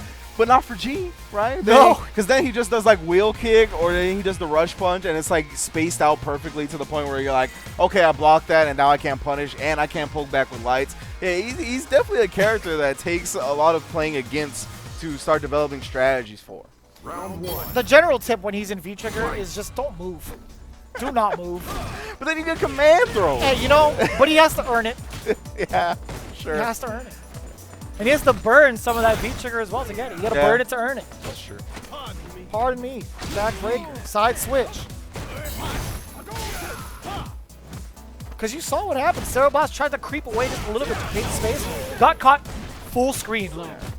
And he interrupted the startup of the wheel kick right there. Good stuff from Zero Blast, just walking forward and doing the standing kick. A lot more patience being shown from Zero Blast, just sitting and waiting, really choosing his spots. You can expect he wants to get out of this corner though. Whoop. Oh, what? He's gonna fight back, push Gustavo out of there, or he's gonna take a jump. Oh, okay. Roundhouse did connect, but still didn't make anything out of it. Oh, he tried to stump it afterwards with the V-skill with the downward hitbox on that jump fierce. Ooh. Yeah, sorry, we couldn't afford another trade. Oh! Yeah, that's not enough, bro. Oh, that's so heartbreaking. He was barely yeah, out of there. Just so close. Whew, that sucks. Yeah, there's no other way to describe it, guys. That sucked. Yeah, because he thought with the Great Life that he did, right, that it would be enough afterwards to get the chip. But no, that Great Life might have came back just enough to preserve the life that he needed.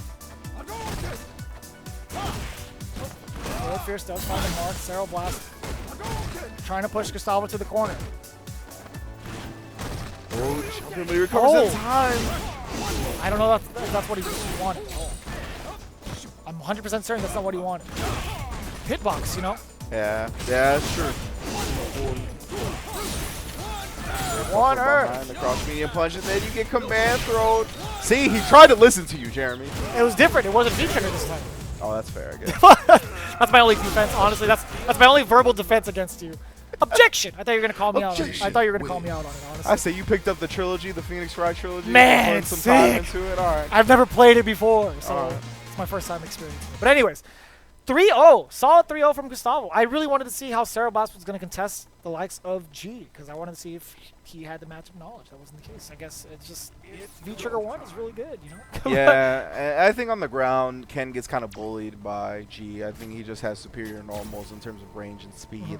So, good stuff from 801 Strider. He's going to be moving on to loser semifinal, so you're guaranteeing himself a top 4 finish. So that's at least 20 points, right? Of course, 4th place getting 20 CPT points, 3rd place getting 80, 2nd place getting 100, and 1st place getting a whopping 200. Damn. So that's where everybody's going to want to be. We got Samurai and JB in winners finals.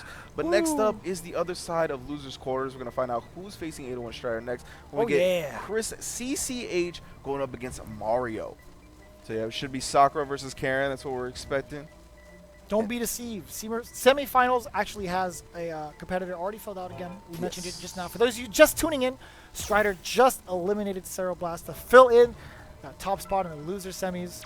And again, Mario and Chris are standing by to fight each other here in the losers bracket. But again, Samurai, JB, very, very exciting. Don't want to miss that. CCH versus Mario. Again, you can expect Karen versus maybe Guile. I do like that matchup. Guile versus Karen. Guile he has a great time kind of forcing Karen out of the space she's very, very comfortable with. The medium punch, or the medium buttons in general from Karen are exactly where she wants to fight at. Being able to buffer, stand strong into the command dash into Tenko. A lot of advantage afterwards, a lot of damage too. So, I mean, we'll see if that's the case, because we've seen Chris play Sakura as well against the likes of Stupendous. Eliminating Stupendous for that matter using Sakura. So we'll see what happens. These are 2 former Guile players, right? From the Season 3, they were Guile on like every online tournament possible. You saw them playing Guile, grinding it out. And here in Season 4, they've been playing more like Karen, Sakura, but they still have Guiles in the back pocket. So I like that you bring up Chris CCH's Guile as well as an answer to the Karen, because we've only seen Karen from Mario today. We haven't actually seen the Guile. We saw Guile for 1 game from Chris CCH, but that Sakura looked very successful. I want to see him exploit the lack of matchup experience that I'm sure Mario has, right? There's just not a lot of Sakura players out there. In general, even online, like, you're not going to run into a lot of random Sakuras. You might run into a few here and there, but they're probably not going to be on the caliber of Chris CCH's. So I really want to see him start with the Sakura, see if he can expose some matchup knowledge, exploits, and then after that, if that doesn't work out, then maybe go for the Guile for the game 2 before closing it out with game 3. Exploits is a good way of putting it too, because again, if you don't know what Sakura can get away with, it's going to be a hard time in general. That's just the name of the game, really. If you don't understand the matchups very well, you are going to get blown up by things you've never seen before. That's just the nature of it. And I wonder if Chris CCH goes with V-Trigger 2 again. That's what we saw him go with Sakura up against Stupendous. And I think that's because those characters he didn't really have a problem getting in on. So once he got on in on them, he could just make the most of it because of the enhanced DP and the enhanced Tatsu. But when it comes to Karen or Guile from Mario, I think he'll have a little bit harder of a time, so he might be considering V-Trigger 1 a little bit more just for the enhanced pressure from the plus on block fireballs. And we haven't really talked about Mario, like if he's even gone to Guile before this top 8, because they all played on Friday for like the qualifier to get into top 8. So I mean, we might even see a Guile mirror match potentially. He's done very, very well last year in a plethora of online events, getting a good amount of points as well. So I wouldn't be surprised if we saw the Guile. I mean, to a certain degree, I'd be surprised, but I think, it's definitely a real possibility. One that I don't think is likely here, a Guile mirror, but it's definitely something that could happen and surprise me, because both of these players, again, played so much Guile in Season 3. That's all I ever saw them play. I saw Chris CCH play a little bit of Sakura towards the end when she actually came out. And then, we've seen Mario dabble with the Karen, but last season it was like all Guile all the time for both of them. See how it goes. Next, thank you all for joining us on the CPT Online for NA West. And again, we are getting the matchup we expected, Karen versus Sakura. Best friends, they're fighting. Is that in the the lore? They're not like best friends, but they're friends. Acquaintances? Yeah. They're like self-proclaimed rivals in the Alpha series. I see.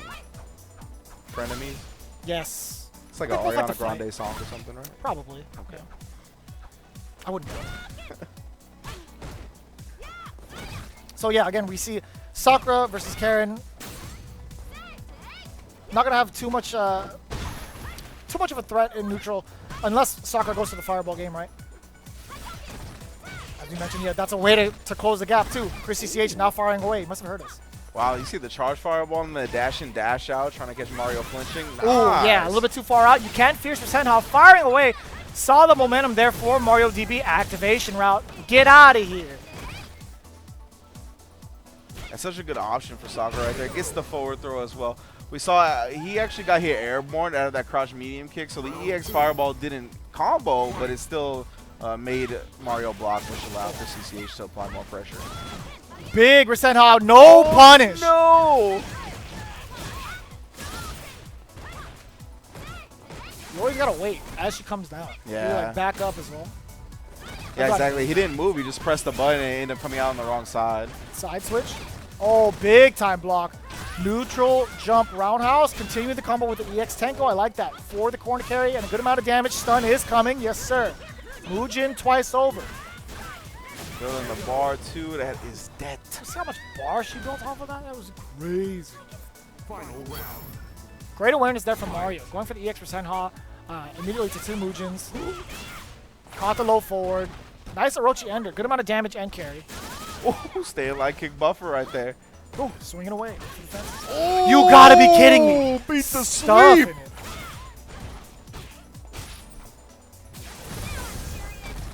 EXTP fireball. This is V-Trigger 2 from Chris CCH again. Super serious. A lot more patience there for Mario. Doesn't want to get caught while V-Trigger is active. So you can see he's a lot more reluctant to press any normals to contest. Again, just sitting back. It's in his name. DB down back. Oh, low forward. Caught him. V-Trigger on deck for Karen. You could expect maybe a sweep. Oh, no, I lied. Oh, it's too far. That could have been punished. Oh. Either way, okay, I like that. Mario didn't want to. He didn't want to wait for the Tatsu to end. It could have been a punish, but either way, went for the V-reversal anyway. Played out well for him. I was a little nervous because that is highly punishable. Yes, yeah. And then again, that's the character unfamiliarity that we were talking about with, right? Instead of him like, he was like, all right, it's a Tatsu, and I know some are safe, but not really. It's V-Trigger 1 or 2. What is it? Whatever, V-reversal. I just remember that it was ingrained in both of our heads back when we saw it at EVO Japan. Yeah. It was Kindevu versus, I think it was Marn, I think. Yes. And Marn wasn't punishing the Nope. V-Trigger Tatsu. Yeah. And then after that moment, forever in time, we're like, that's punishable. Don't ever forget it. Yeah. Good times. Mario already getting a good amount of a life lead against Chris CCH and sort of the corner a little bit, but he's just trying to push his way through. Stand strong. No buffer behind it. He's a little bit too close. Trying to catch a counter if anything, but Chris CCH does get the activation. Yeah, all Tatsus in V-Trigger 2. -10. Double digits. Yeah, very, very punishable. There's Senha. Yes, sir. Oh, caught reaching. Mario can't close out the round with the EX bar, and he does. He tried to build as much meter as possible off of that. So he did Tenko, the Mujin route, EX for Senha, rather than going Tenko. Getting himself the first round of game 2 for CCH. Getting his stand short. Kick. Yeah, it's so good. Oh, tricky stuff. Went for the crouch fierce, command dash cancel. Oh, crouch fierce. Oh, makes him block the fireball after the back roll. Wow. Oh, that could have been a counter hit combo. Stand strong, low forward. Gets the activation off a roundhouse anyway. Stand fierce. Bring him to the corner. Gets the slide ender. Back throw. CCH in control now. Forward throw. Maintain this position. Again. Meaty. No. Oh, throw tech from Mario right there after the dash in for CCH. Oh, there it is. right after the low forward, Chris CCH goes into the DP and ties up game 2. Final round. It was difficult. He came in with the jump short. Usually that's a sign for a tick throw for a lot of the characters, right? You see a jump short, it's like, all right, they're going to throw me. Oh, critical art. And Chris CCH cashing out. No limit for Sakura. Forward throw. Again, here comes this interesting position for Mario. Finds a stray low medium punch. Yeah, she was negative after that. Tatsu. Not punishable, but negative. Roundhouse back distance. All right, okay, that's the activation route for CCH. Very, very awkward. Superman punches the way down. Nice walk back from CCH. No threat of the low forward chase. Oh, check the Rekka.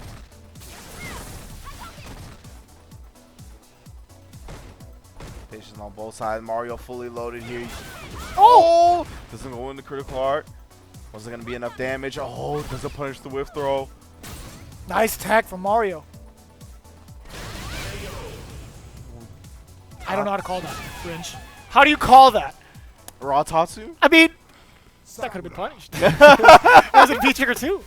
How do you call that? What? That was the most godlike read from Chris CCH to Raw Tatsu. Raw Tatsu? Like... I don't know. I can't. Was it to go over low forward? Was that the galactic thought process? It was, I believe it's called Origami Brain. Yeah, that's right. That's right. Shouts to Super New. Folded 1,000 times over. My man, it's not on the smooth break. He walked up so far from the stand jab. Past the minefield of normals that Karen has, right, for explosive damage. Just walk right past it. Back throw. Over the shoulder. Crouch fierce. Side switch after. The damage. 2 Mujins after that crush counter fierce. Oh, back throw. Trigger on deck. Caught the low forward. Good confirmed it. Oh. Double roundhouse. Activated to V-trigger. Goes for the Tenko. Corner carry elbow slide. He does it again. No respect from the young man. This CCH just doing it again. Clips him with the DP and puts himself on set point. Rude. So rude. I like it. I'm a fan. I definitely had the luxury of meeting him at one of the events, one of the offline events. He's a really, really nice guy. For CCH? Yeah, for sure. Despite how he plays, he's a very, very nice guy. Activates off the EX Fireball, just walk up and throws again. Oh, Back to back. A third. Do it for a 4th time. Oh, just socked her in the mouth right there.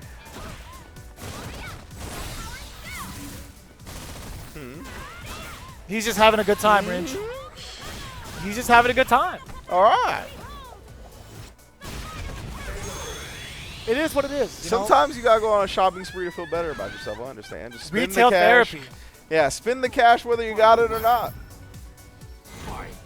And you know what? Don't actually take that advice, by the way. Don't. Please don't. Check your bank accounts right now. Make sure you're safe and sound. Yeah. As soon as I open up my wallet, dust comes up. It's a mess. The taxes got us all, that's for sure. It's definitely a mess. Don't remind me. Big smoked. Crouch fierce, anti-air. Great choice, too. The way it maneuvers her hurt box around and extends the hitbox upward. Roundhouse check afterwards. Oh, all these stand strongs. He's just bullying Mario at this point. Looking like Ludicrous throwing them bows. Here we go. Activation from Mario. Just from that far away. V-skill out. EX for Sandhug. Get off. Punishable. Side switch as well. Pardon me. I'm out of here. Uh-oh. Oh. You got... Oh, you know what? I understand. Yeah. You know exactly what that was. It was going to be DP into critical art for the chip damage. Crisis averted. Yeah. Crisis averted. Okay. All right. I had to see where his meter was at. It was just a blink of an eye. After the Tatsu, I understand you being like, oh, is he just going to do this again? He's just going to walk up special move? Yeah. That's the strat. I was traumatized. But yeah, that's exactly why, right? He had full critical art on deck. He was in chip range, so he was just doing something to guarantee that he would have to block and then block the super. Oh. Back-to-back V-skills. Look at how much more she built already. Well, you know, it's just about as much as Sakura's. I take it back. Crouch fierce, you know it. I feel like she's never, like, it's never an accident with Sakura whenever she texts it, though. She's like, oops. Like, no, I don't know if she's being sarcastic or not. Stand fierce. Off the counter hit as well. Oh, just jumped out. Yeah. Interrupted that string. Ugh, forward throw. Do it again. Ugh.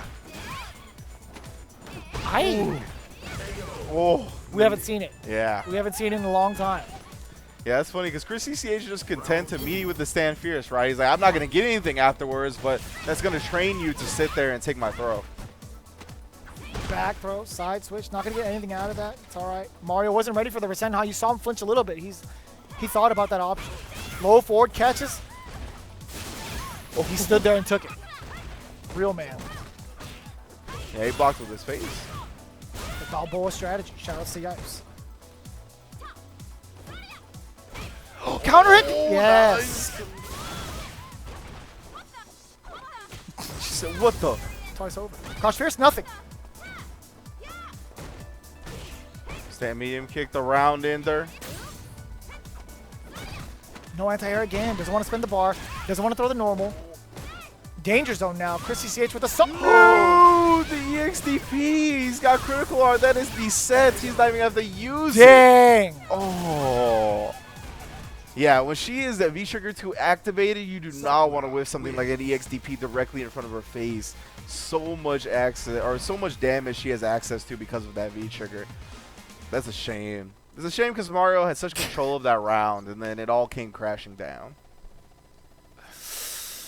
What if God was one of us? I personally like the stuff like that. Always reminds me of the NRD song. Yeah, Yeah, NERD. all comes crashing down. Yeah. It's unfortunate, but hey, tough lesson to be learned. He did have a confirmed to or at least multiple anti-air options and opportunities, but it is what it is.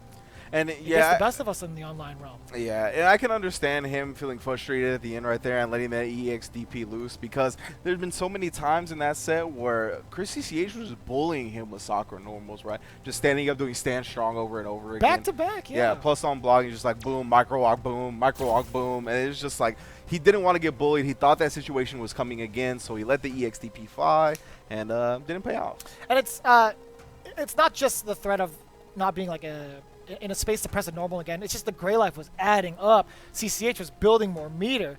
So, I mean, all that combined kind of put a lot of pressure on Mario, and he just let it rip. It's unfortunate. Yeah, absolutely. It's But we have arrived at our top four. Again, winners finals is going to be Samurai versus JB, while our losers semifinals is going to be the man you just saw, Chris CCH, going up against 801 Strider. I can't wait to get to those matches, but unfortunately, we are going to have to wait just a little bit. We're going to take a quick break. Make sure you get loaded up on drinks, foods, whatever you want, whatever you desire, and we'll be right back here on twitch.tv/Capcom Fighters.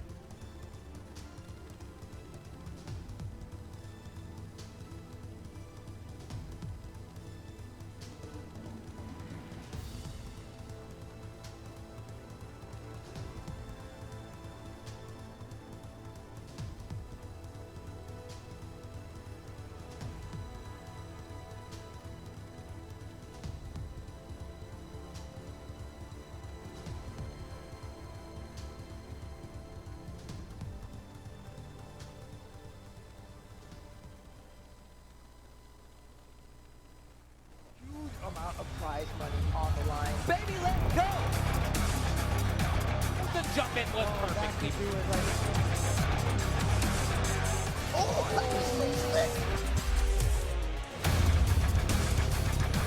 This is a team tournament. We're going to see all these players go up against each other. Oh, an unbelievable block. There it is. What a way to end! This is the path of my destiny.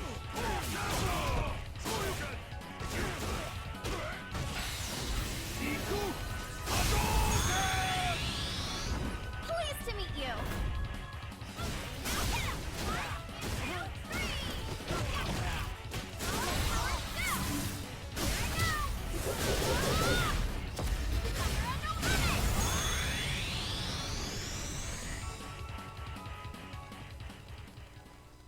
Objection!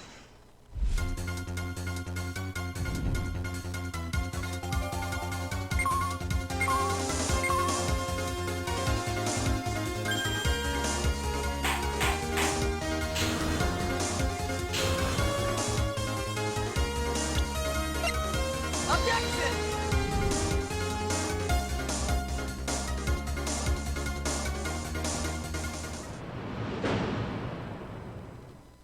Due to the citywide outbreak, you are advised to take shelter at the police station. Anybody here? I don't like the sound of that. We're getting out of here. Leon! My mission is to take down Umbrella's entire operation. They're secretly making bioweapons. Count me in. Available now for PlayStation 4, Xbox One, and PC. Rated M for mature.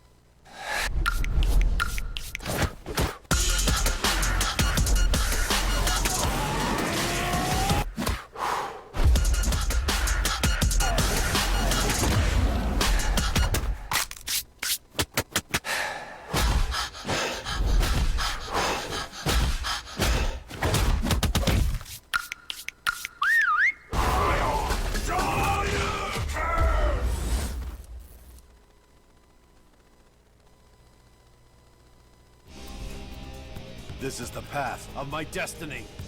Dare you challenge the king?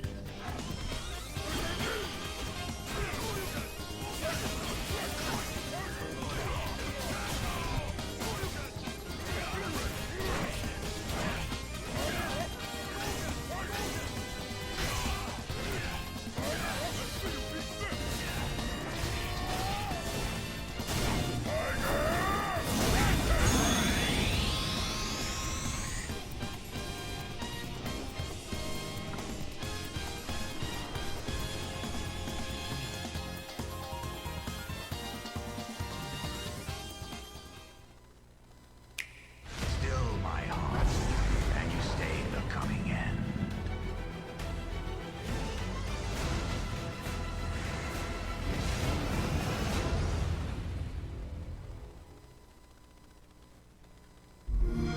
Do you struggle to find happiness? Do you get the feeling there's something greater for you? There is.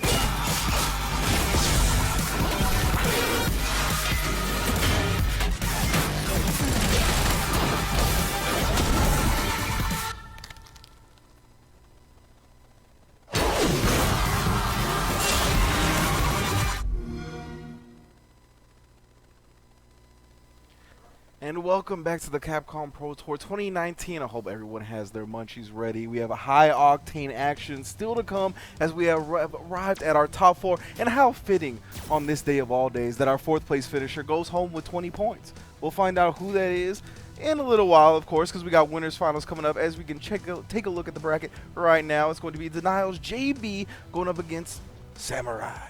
You know, I have nothing else to say or add on to that. That was actually very, very well done. Just about as these brackets are tuned in, the Samurai JB match is going to be pretty high octane. 801 Strider versus Chris CCH as well. It's going to be pretty exciting to see. I know I saw Strider posting up on social media. He's like, you know what? I'm really enjoying these online events where I can show some G at the comfort of my own home. Yeah.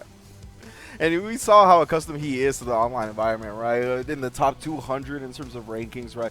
Plenty of online points, defeating Blast, who was in like the top 100, the top 60, to make it into losers semifinals to be awaiting Chris CCH of Sakura. But before that, we got the two remaining players on winners side. It's going to be Samurai up against the Niles JB. It's going to be Akuma versus Rashid. I don't think we're going to see any shenanigans here in terms of character select. So, what do you think's gonna happen here? You know, these guys have. I'm sure these guys have like practiced against each other time and time again throughout the entirety of CPT, and they have to prepare for themselves again as they're both competitors in Street Fighter League. So I'm sure these guys are gonna pull out all the stops when it comes to this Akuma versus Rashid. However, when we talk about the matchup on paper, Rashid, he's such a powerhouse in neutral. His normals are just as good to contest against the likes of Akuma, and he has a fireball to boot, right? So it's going to be very difficult, I feel, for Akuma to kind of contain Rashid in neutral. But we've seen it so many times with Rashid. Once he opens you up, he pushes you to the corner so well, gets all this damage. But Samurai, when we go off paper, we talk about the players themselves. Samurai has just had so much experience in this matchup. World-class Akuma player. He's been through the trials and tribulations. He's studied just like Tokido has and has executed in high-pressure situations. Not to say that JB doesn't have what it takes. JB definitely one of the biggest threats in the country. Hailing from NLBC in the beginning, going all the way to WNF, he's the top 3 competitor each and every single week, and he's there for a reason. So it's still going to be pretty close-knit when it comes to this first to 3. Yeah, and he's got like Chris Wynn, right, to practice against when it comes to Akuma down here in SoCal. But as you mentioned, both of these players competing in the Street Fighter League, and it's already been a few weeks of that action. So when they're there, when they're together, I'm sure they're getting casuals in, stuff you don't see on the camera, right, just to make sure they keep the grind up and getting experience against characters that are really popular this season, right? Akuma and Rashid. So it's good that both of these guys are in California. They've been at tournaments where they've gotten to compete against each other offline, but now we're taking it to the online realm as well, a place where both of them are very familiar with as well. So we're going to see if JB can handle the Akuma. We're going to see if Samurai can handle the Rashid right now. This is winners finals. Again, all these matches are first to 3, and again, these two are guaranteed a top 3 finish, but we want that top 1. Oh, yeah. The 200 points in the CPT rankings. That's a good amount of points. It's going to be a huge difference going into CPT, like how many points you have towards the end of it. Of course, like every single point matters. These guys are here for the one time, the one shot, because again, this ranking event is different this time around. It's not going to be NA West 1 or 2. It's just straight up one chance, one opportunity. Here we go. JB, Samurai, game 1. And already, JB has pushed Samurai to the corner. Yeah, respecting the plus frames off the EX Whirlwind, just takes the throw. Spitting mixer again. Side switch. And he goes for the damage too, right after that. Instead of going for the Tatsu to kind of carry, he already has him in the corner enough, so he does go for the uppercut. He was ready for the V reversal. Knock him down. Oh. Just using the frame kills right there, but he expected JB to bust out with the EX spinning mixer. Oh! Dang! Managed to bypass the air fireball. He commits the DP and a super. It's going to be a punish and kill for JB. I like that V reversal as well, because that super's a little bit awkward. You got to close the distance after it to make sure you get the proper punish. So JB just V reversaling to bypass that. Really unfortunate for Samurai, spending all those resources going into the second round against JB. And again, this is that situation I was talking about earlier. Rashid, with that crouch fierce, stuffing whatever Akuma has to present to the table. JB has to really understand what normals Akuma wants to throw out at certain ranges. Ooh, look at that. He's so reluctant to even try it. Samurai doesn't even want to try to throw medium kicks out there as much. You saw it once, but still, it's a tough situation. Yeah, it's definitely been all JB so far. Activates the V-Trigger too as well, so he's going to have the enhanced specials. EX spinning mix.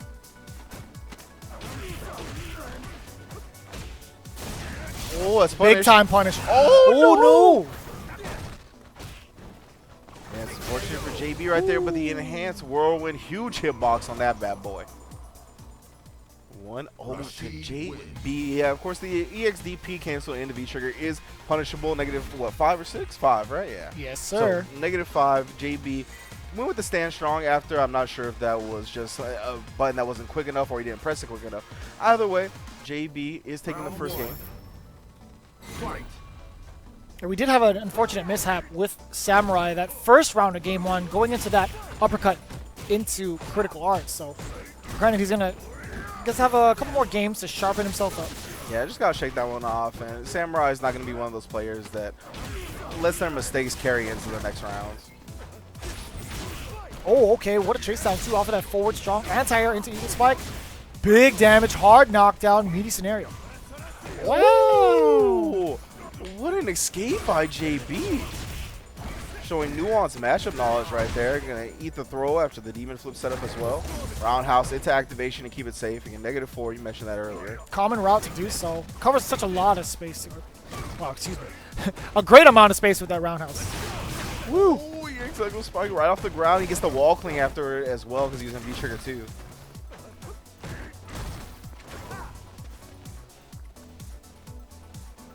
JB with, yeah, he's just going to be backing out. He has so much space to work with. Samurai does have critical art. Any solid confirm can do it for Samurai. So that's why JB is just a little bit on the defensive end. He's going to play the life lead game with 30 seconds left on the clock.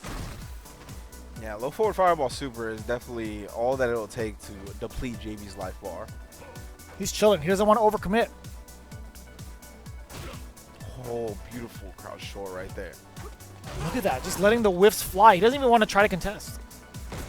Uh-oh, in the corner. This is going to be tough. You can expect a wall jump possibly. Forward throw. 5 seconds. He's not going to quick rise. What a block from JB. Nice tech. 1 second on the clock. That's it. And Samurai spent the bar. Damn. That was out of frustration at the end there. There was no hope. Even if that landed, it wouldn't have been enough damage. Yeah, granted it's a 2-hitter. He didn't have enough time.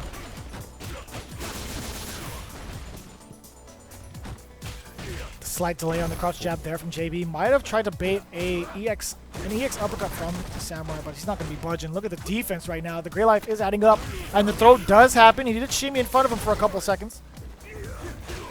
Ooh, chase down. He'll take the punish he can get. So smart with it. Crouch strong. Great anti-air option.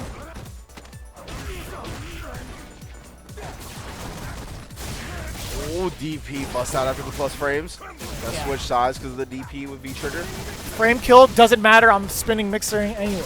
Doing the spinning mixer, it's still a threat. Yep, still invincible. Oh, into the EX Eagle Spike. Getting right through the fireball. Super smart reply from JB.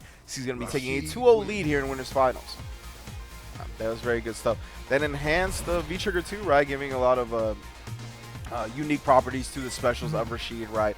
The Eagle Spike, the Whirlwind, all that stuff gets enhanced right there, going through the projectiles as well. So good stuff from JB. That reminds me. Every time Samurai and JB play against each other, Samurai opts to go with V-trigger 2. That hasn't been the case. Yeah, I know. I was just curious. I was like, now I'm really wondering as to why he picks V-trigger 2 in general. But anyways, that's besides the fact. Samurai pushing JB to the corner. Oh, just unfortunate the back throw was in range. Huge momentum shift. Stun not a factor. Finds the jabs anyway. Ooh, I like that back roll from JB. He knows. He's going to maintain that side. Doesn't have to fear the mix-up. Yeah, smart from JB, knowing that he controls the mix-up, right? Depends on how he techs. Oh, just wake up EX Eagle Spike again to go through the projectile. He's so smart. I thought he was an EX spinning mixer. He got caught with low. I honestly thought he was going to let it rip. You know it worked. Samurai got hit, or would have got hit. Oh, crouch strong again, stuffing to the late dive kick this time. Oh. Firm off the spray, fierce. Crouch counter. Ooh. Getting the front side buffer there. Conversion? Okay. Had to go for short Tatsu, roundhouse Tatsu after. Ugh. Maybe recognizing the dash, put out the crouch short. Oh! Yeah, that's no longer plus frames. -2 now. Going out for Akuma with the players. Oh, and this time he got mixed. Oh, he actually got clipped. He backdashed with the spinning mixer still connected. All right, stand jab closes out the game for Samurai. It's going to be 2-1 here in our Winners Finals. We just talked about that scenario too, how JB controls the mix-up after that. Instead of back recovery, he just went for the quick rise and got stuffed. He actually got counter hit. Got mixed up. Yeah, we've seen a couple of times, right, where JB quick rises and then goes with an option because he's predicting Samurai does something that's a bit more of a commitment, right, like a fireball or something like that. That time, Samurai was ready for his wake-up shenanigans.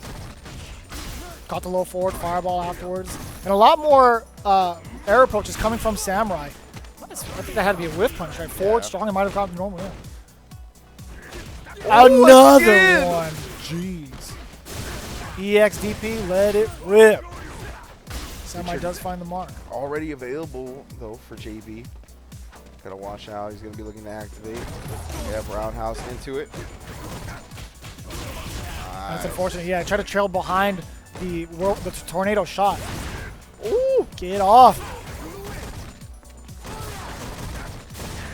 Oh, punish this time? He does, yeah, so he just didn't press it fast enough the first time. No anti-air there from JB, but I don't blame him. Samurai's still in V-Trigger. Can go for the air fireball. He's changing it up. Jump fierce 2 times in a row. No longer a threat in V-Trigger, but JB just one touch away from death. Yeah, very close on either side. Ooh, that could have been big. Oh. And nothing he can get off just the raw low medium kick connect. And great patience from Samurai. Hits him with a stand jab as he lands. Round 2. Fight. Ooh.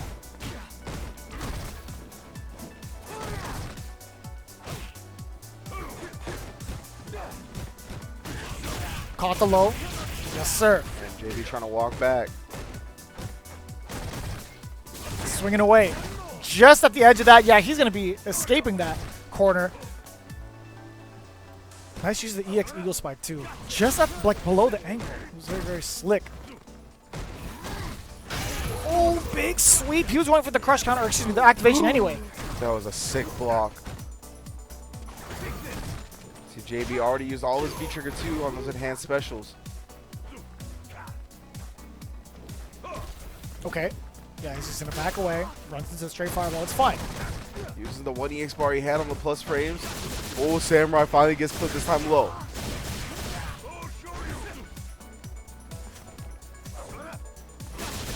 Oh, this spinning mixer stops the starter with a fireball.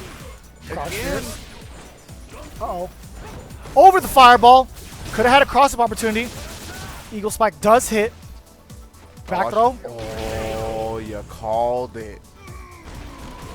Perfect reading. He needed the back throw for that little bit amount of damage that would have not been had if he went with forward throw. Another great anti-air there from JB, a lot more active with it, as he knows that Samurai wants to take to the skies. Might have been a slight input there, or error there from Samurai, just going for the Tatsu. Oh, all right. Delayed dive kick off of the demon flip. Gonna catch JB pressing cross strong a little bit too early. Oh. Delayed crouch strong. Blowing him up on the throw tech. Activation. Isar. V-Trigger 2. He is out of there. Spinning mix. Oh, pressing the buttons after the whirlwind. Woo.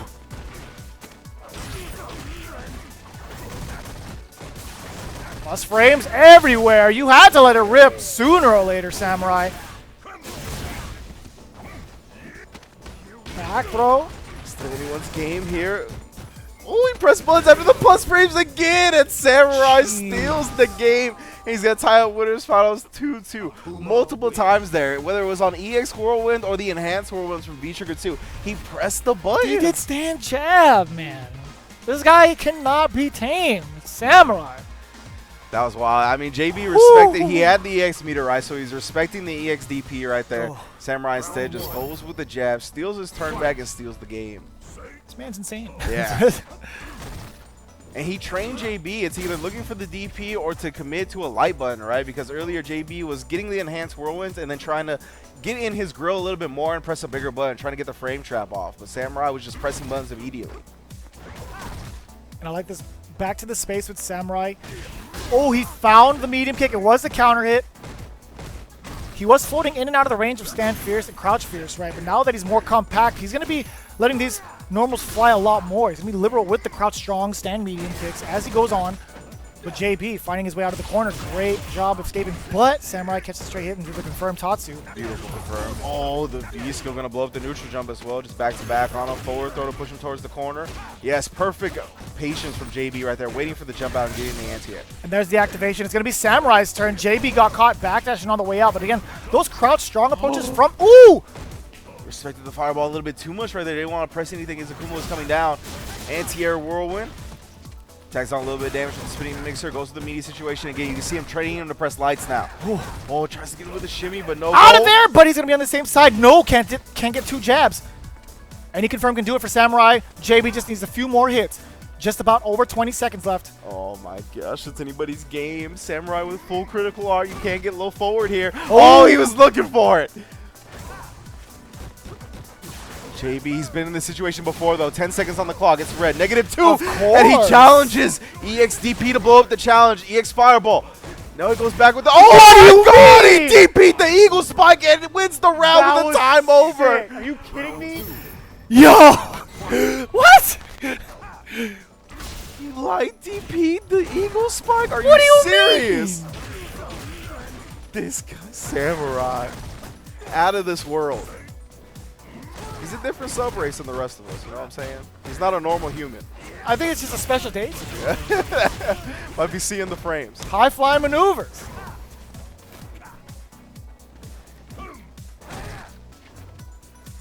I think both players are respecting each other a little bit more because they both thought that was sick. Because you know when they're spending this much time away from each other, they're still trying to process what just happened, and that happens a lot when something that crazy happens. It's just like I need to take a breather. Yeah, and I feel like JB has been in the lead for so much of this set, right? This is finally Samurai's chance.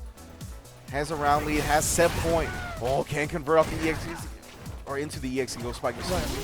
It's just a little bit too far out.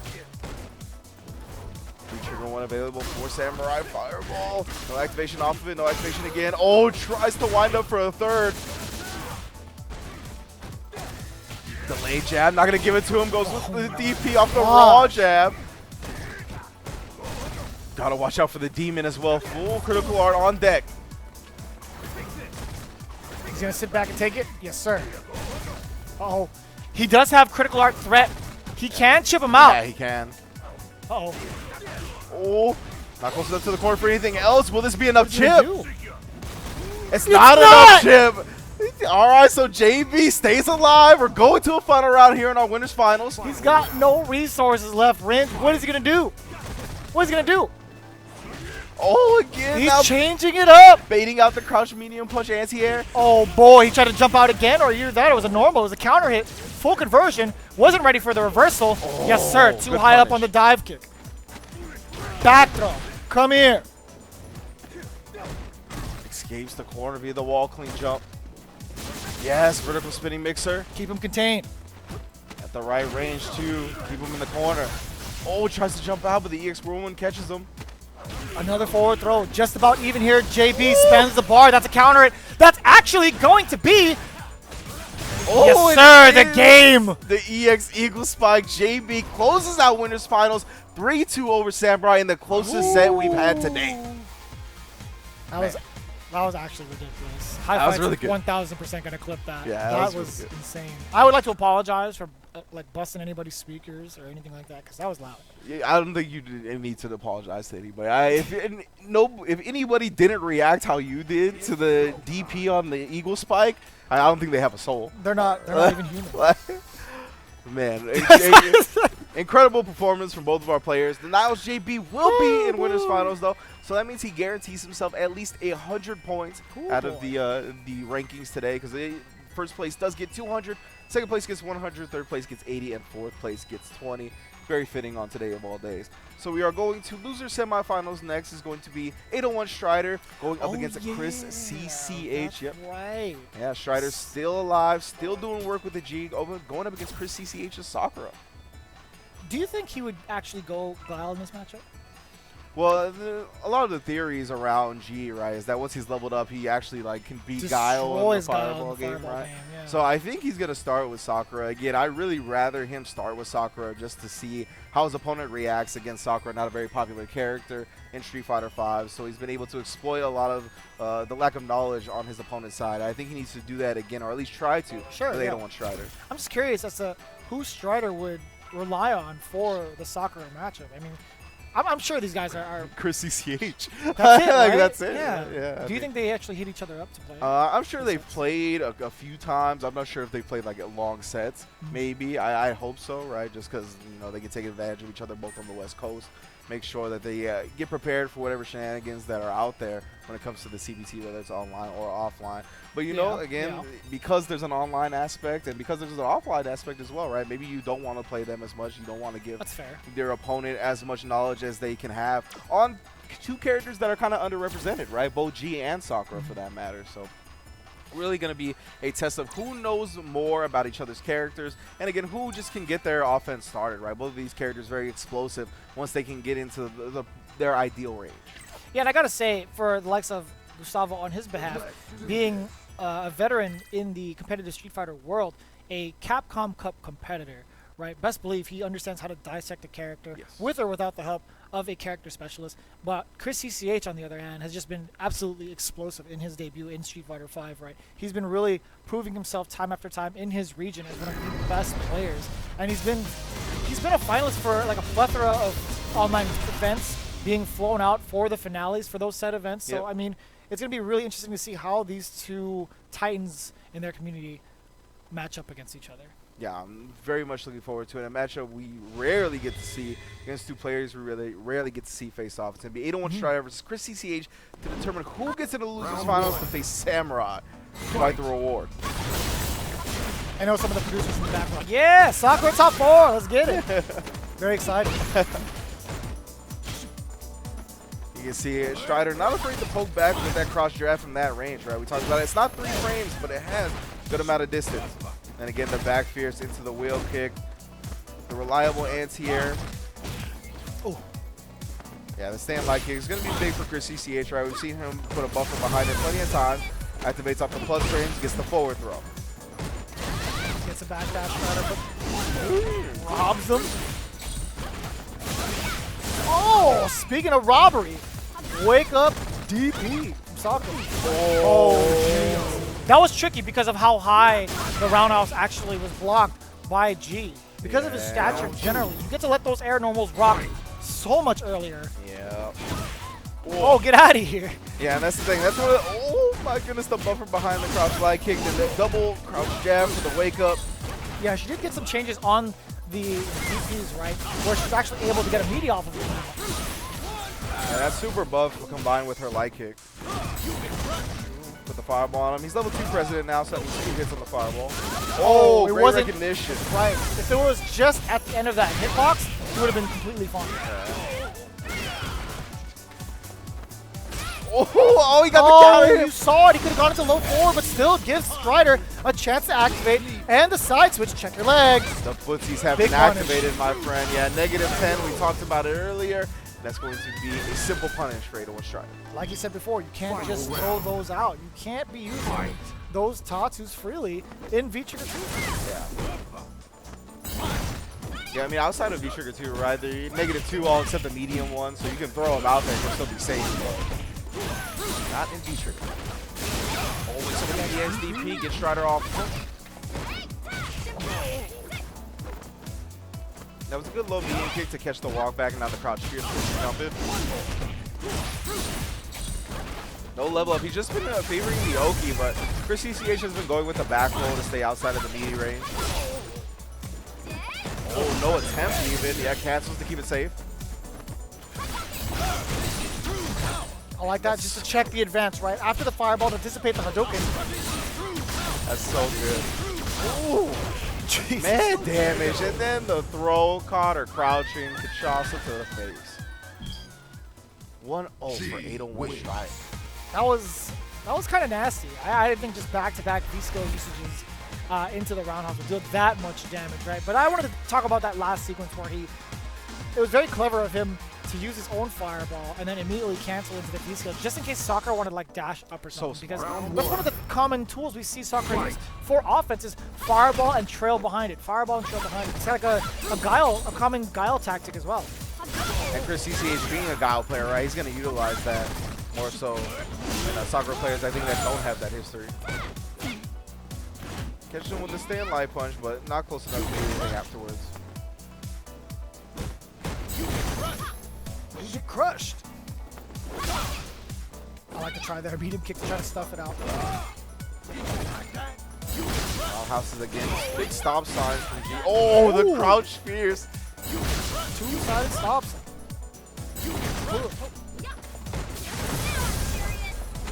Yeah, Chris CCH has really been favoring either the walk forward or the dash forward after the V-trigger activation into throw. Crouch fierce. Oh, yeah. Had the buffer behind it. Oh. Forward fierce into the activation. Is she dead, Ringe? Huge damage. Not yet. Oh. She's dead. Oh, yeah. Oh, yeah. Nice work there from 801 Strider. Nice and easy. You know, especially with the walk speed from G, it's so deceptive as to when he's going to throw you. You still get baited. It happens, man. I get it. Yeah, a lot of range on his command grab, too. There's the ranges where you're like, oh, yeah, I could probably survive just sitting here, and then you can't. Oh, yeah, he committed to the EX Tatsu behind that stand fierce. Gets it back throw as well for the stun. Switch sides on him. Not dead yet. Jump normal? Yes, sir. You can take advantage of G's stature. His hurt box, ginormous. Jump back jab, got the perfect for Chris. And definitely one of the tallest characters in the game. Oh, yes, that's how good that crouch fierce is, just in case you didn't know. That's not Yeah, you can see even the stand light kick, the tremendous range on it from Sakura is still not enough to close the distance on the burn or the wheel kick. Oh my goodness, the crouch fierce both sides this time. Stays in front after the dash. Crouch fierce again.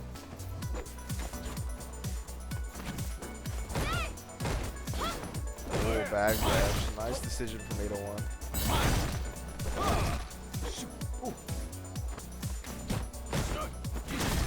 Dash, but Chris CCH doesn't check it. Now he's starting to put up the wall instead. Oh, big counter hit opportunity. Nope. I lied. Lied to you all. Critical is on deck, though, for Strider. Any solid hit confirmed. Can kill. Yep, oh, that was sick. Stand medium punch. Not even counter hit. Directly into super. Nope. That was a link, too. It wasn't a cancel. It was definitely a link after that stand strong. Man, that was tight. That was so tight. Yeah. I'm a fan. Yeah, I was I'm a fan too. Because that was straight him reacting to the whip throw. He saw it. He's a boom super. Get out of here. Nice and simple. Real presidential-like. 801 Strider. Shake my hand, boy. Yeah, that was definitely cool. Yeah. Got the flex. You can see the shoulder and everything. Oh, man. Good stuff. From the president. Round one. And now Strider. Getting a quick 2-0 lead here in loser semifinals. CCH is a really tough mountain to climb right here. Still obstacle for the Sakura. I do respect that as well.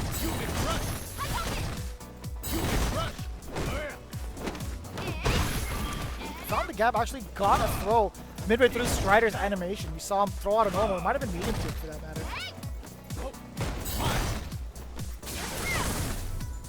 Spinning the bar for the EX fireball. Oh my.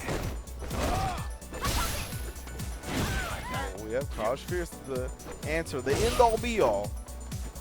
Yeah, for that air approach, it hasn't really been successful for Chris CCH. He even tried to like alter his jump normal with like jump fierce and roundhouse. Activation time off the fireball. Damage and corner carry. Oh, all right. What? Caught him pressing button 2 times over. The straight jab, the delay, the back roundhouse out. Round two. Fight. Yeah, we got counter hit by that back roundhouse. Able to combo into it from there. Should be able to kick the top. I feel like. Nice low tech. That's why he needs his own stage where you get smashed into a corner and you get a top hat after. And I'm down. I've never actually seen that interaction. If you were to get thrown into like maybe like the armor room in the Kansuki estate. Yeah. Or the London joint. Oh yeah. Big change up here. You can press crouch fierce so late. It's like he's so tall, and then you press crouch fierce, and a hitbox just appears above his head. It's like you're happy for him that he has that, but you're also very, very upset that he keeps having it. Activation there on the V-trigger. Just got caught raw with that fierce. Here comes G, command grab. Okay, doesn't matter. And that's exactly why he didn't go with the command throw, right? Just goes with the regular throw, because if you jump out, then he just cancels in a V skill, gets the full combo, 801 Strider on his set point. That was the fear. It's exactly what I was saying just now. I said, as soon as I said command throw, Chris CCH heard me and tried to jump for safety. Lo and behold, he went for the regular one and covered his option. Just absorbs it, gets himself some V meter. Oh, good reaction there from Chris, getting the jump on the fireball. Into the EX top 2. It's -2. Woo! Jump out, splash. Oh. Just resets with a regular throw afterwards. Stand like he into the activation. Oh, he just runs into DP. Jar got lost in the lights right there. Tried to punish after he saw the first wave. Oh, he went over the fireball. This time he has the corner. Oh, he tried for max distance command grab. He thought he was sick. Yeah. So what would have happened was, if he actually landed that, it would have been into a full combo, into critical art. That actually could have given him the entire set. I think he was dead, yeah. Yeah, that's one of the dangers of G, right? Not only does he have a command throw, but he has a command throw that once he's leveled up off, well, even when he's not leveled up off, he can combo off of. So great stuff from Chris CCH, surviving, staying alive here in our losers semifinals. And winner of this goes on to face Samurai. I don't even know if Chris CCH knew what was happening. I mean, like, in the sense that, did he know that was max distance command grab and just like committed to the jump? Yeah. Or maybe he just wanted to like. I think he just wanted to get out of the corner. Yeah. I'm gonna give the benefit of the doubt to Chris CCH. I think he big brained it. I definitely think he big brained it. That was mad fun. Yeah, it was mad fun. Woo! What a buffer. Stuffs the roundhouse. Oh, caught him walking back, and then he catches him reaching. Chris CCH gets the stun combo. Huge damage, leaves him on a pixel. Oh, the down forward heavy kick. There it is. Thanks for the call out, by the way. We appreciate you. You know what we're talking about. Down forward roundhouse is the notation for that move. Yeah, not a notation that's very common in this game, right? I know Urian has one as well. Few characters do. Oh, swing it. Clean whip punish from Chris CCH here. Gets the back throw as well. Also a special normal, by the way. Yo, stuff him! That was sick. The EX completely stunned by Chris CCH. Huge damage off this critical art. Oh, Strider, yeah, he didn't. That's not a counter hit. Don't jump away. Him jumping back anyway. Even stronger. Oh, he still did the command throw. He has a little bit of V meter left. Gonna spend it on the damage. Oh! Such a tough place to find yourself in. Anything kills you. You try to jump out of the command throw. He just whips regular throw and anti-airs you.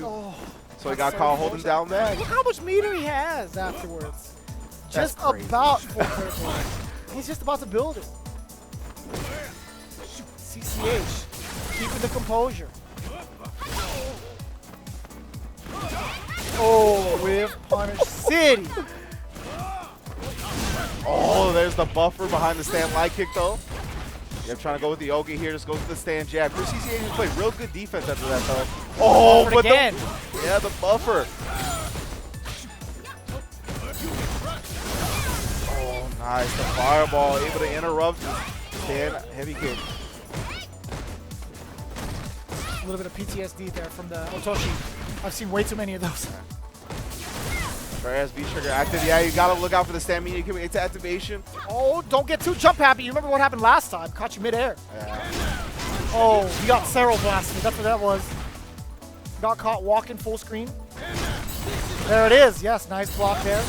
Letting the V trigger wind down. Smart stuff. CCH does have one more opportunity, and he finds it. Yeah, that's gonna be it. He had just enough V trigger left too to get the extended juggle. Oh man, Chris CCH timing the jump perfectly. Finally a jump in pays off for him. There were so many jump-ins that have just been getting crouch fierce time and time again, but he finally finds one where Gustavo commits to a fireball, and he makes it pay off in spades. We're going to a final game here in a loser semi. Again, after that last round that Gustavo had over Chris, I thought he might have felt extra pressure, might have mentally crumbled because it was really down to the wire. But now we got ourselves a game 5. Yeah, incredible composure being shown from Chris.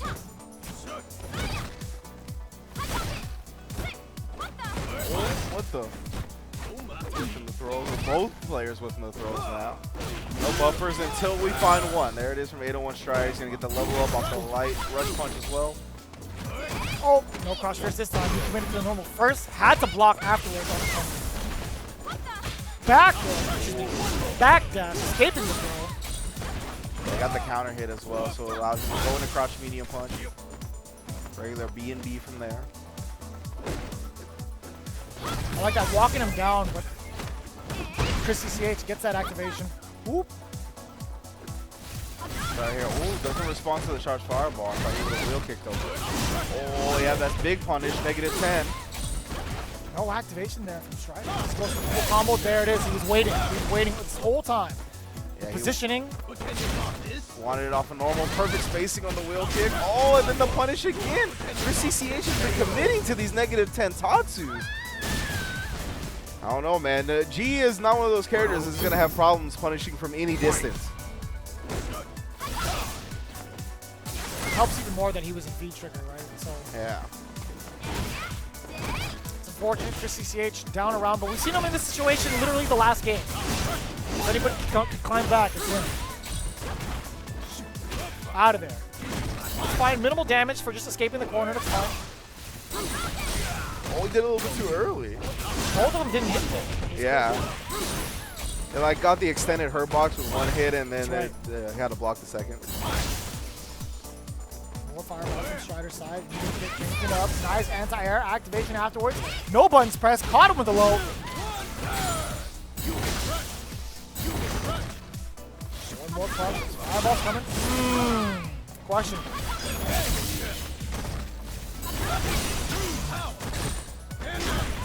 Oh, it hit on the tip of the low rush punch. I was actually not expecting that to connect, but Strider most definitely was. He's going to be in losers finals to go up against Samurai. Incredible showing from Chris CCH, so he's going to be going home with 20 CPT points. Hopefully that's just a little bit on the road to a lot, right? Because his Sakura is looking super sharp. Really clear. I think just one of the things that we did notice is just he was really liberal with the use of, while in V-trigger, the Tatsus. Those are, I feel like, the only things that really took away a lot of his momentum. Just him throwing that out there, getting that damage on the board for his opponent, losing his turn, and possibly like the rounds too when it happens. It's really unfortunate. Yeah, we saw it pay off up against, like, I think it was Mario or something, right? Yeah, the Karen, like he went over went over the low forward when he did it raw, and then obviously if he gets that, then he gets a lot of damage from it. But yeah, in V-Trigger 2, the Tatsu is just much more of a risk because it's -10 all strengths, right? Yeah. So like if he's out of V-Trigger 2, then I think it's only the medium kick one that's punishable. All the other ones are -2. So you could throw it out in that instance and kind of fish with it. But yeah, in V-Trigger 2, it'll cost him, man, and that's unfortunate. But Chris CCH, I still, despite that, was very impressed by the Sakura play. Oh, yeah. Can't wait to see more of him throughout 2019 and beyond. But right now, it is losers finals time, and again, I'm looking forward to every match here today. It's only going to get better going forward. Yeah, this is only getting better and better. Now we got Samurai versus Strider, G versus Akuma matchup. I'm very interested to watch. Cool. Samurai, of course, been dominant throughout the online tournament series. Whenever it comes up. Oh yeah, no matter he is the king of this realm. No this is his domain. What organization it is, no matter what the prize is for, he's about that life. So he's going to be trying to hold on to this top 2 placing, right? He had a taste of it. He almost got into Grand Finals winner's side, trying to secure that 100 points, because what you get for second place, and hopefully go on to 200 for first. You know, Strider actually had an interesting fun fact as he was going into this tournament, that he actually had work today, and he snuck out early just to compete, and look where he's at now. He finds himself here in losers finals before us. Yeah, with at least 80 points to his name, he holds the L here. Samurai switches sides, but Strider actually ready for the throw, and then a whip punch with a stand medium kick. Super good.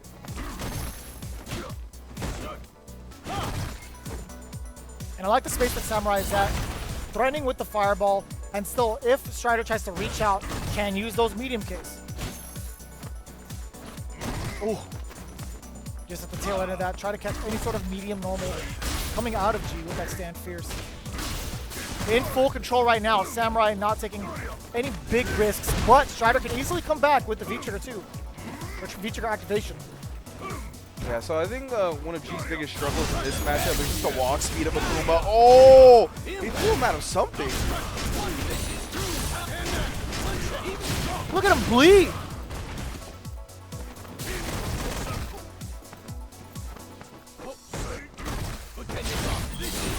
Oh, he caught him? That was so smart.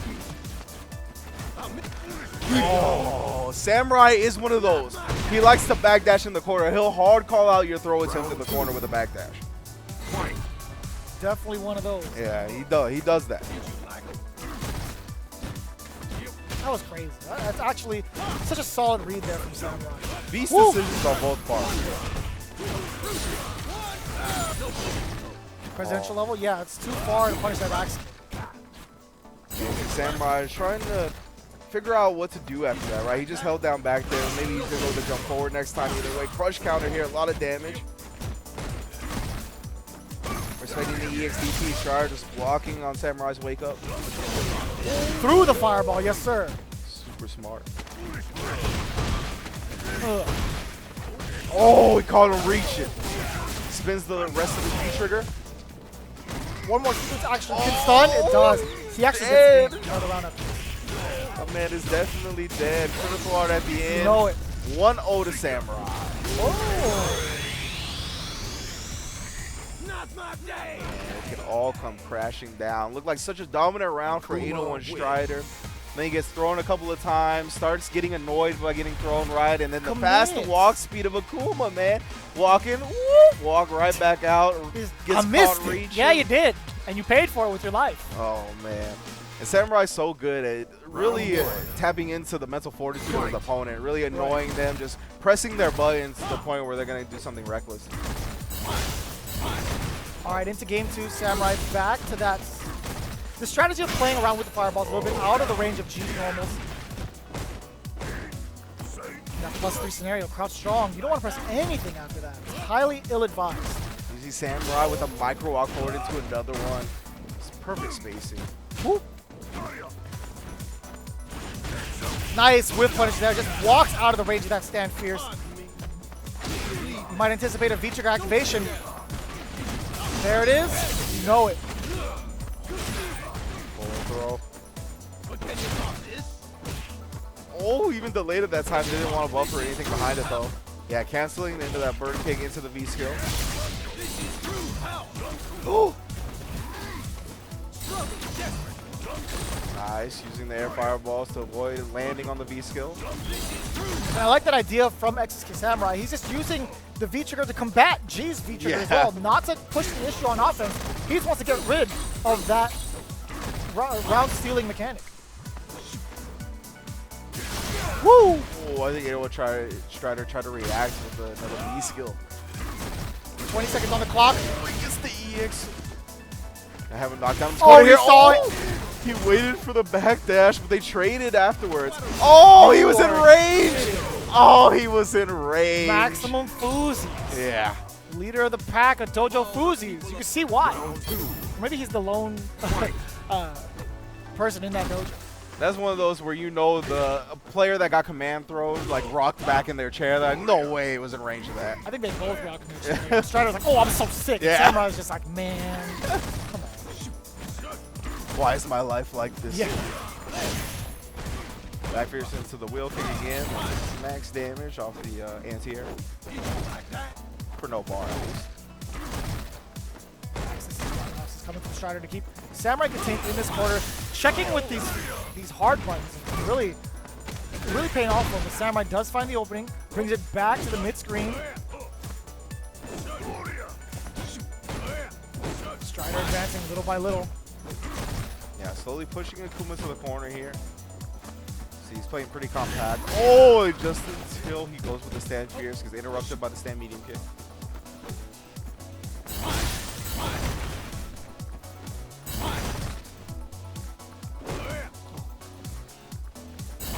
V-Trigger is on deck for Samurai, as well as Critical Art on both competitors, right? You know it, yeah. Getting the confirm into the trigger, the carry, and the damage. Forward throw as well. Still able to close the gap, but he's going to sit and wait. You know why? Because of V-Trigger. Okay, so V-Trigger's going to run out first on Samurai's behalf. Oh my god! Oh, that combo. Oh no, he got hit by that. Yeah, not close enough to get the critical arm, but he gets clipped again. Strider confirms that time when we are 1-all here in losers final. I don't even know what he hit him with because that was a medium punch button, right? Yeah, it was crouch medium punch. But Samurai just got clipped. I didn't see a no counter hit, no nothing. No reversal, no counter hit. It might have just been a jump back. Yeah. I couldn't tell. Yeah, with the time winding down, I could definitely imagine like some type of jump back into like EX Demon Flip and get out of it, you know what I mean, just to fly past him. But either way, 801 Strider just staying persistent like a bulldog. I'm surprised we didn't see any EX DP fire on Samurai's behalf because we've seen him do that. He understands when a character wants to get their momentum and lets it rip. We didn't see it once. Instilling the fear, 801 Strider. Oh, just a quick teleport out.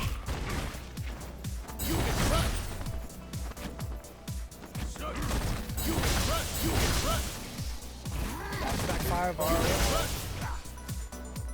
Hard to contest. Ooh, my. With punishing the low forward. Oh, man. That crouch medium punch is pretty good. Yeah. I gotta say.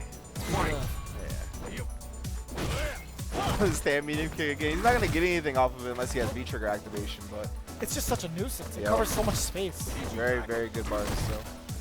Very similar animations to Karen. Sweet, stand medium kick. Stand light kick even to an extent. Oh, that's right.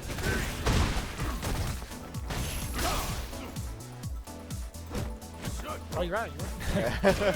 Oh, he gets the counter hit. Just takes the 1-bar combo here. And he's still in base form, mind you. Already threatening Samurai in this corner space. Yeah, we see Strider opt for the dash up Oki rather than the level up most of the time. Uh-oh. V-Trigger on deck, crouch fierce. You know it.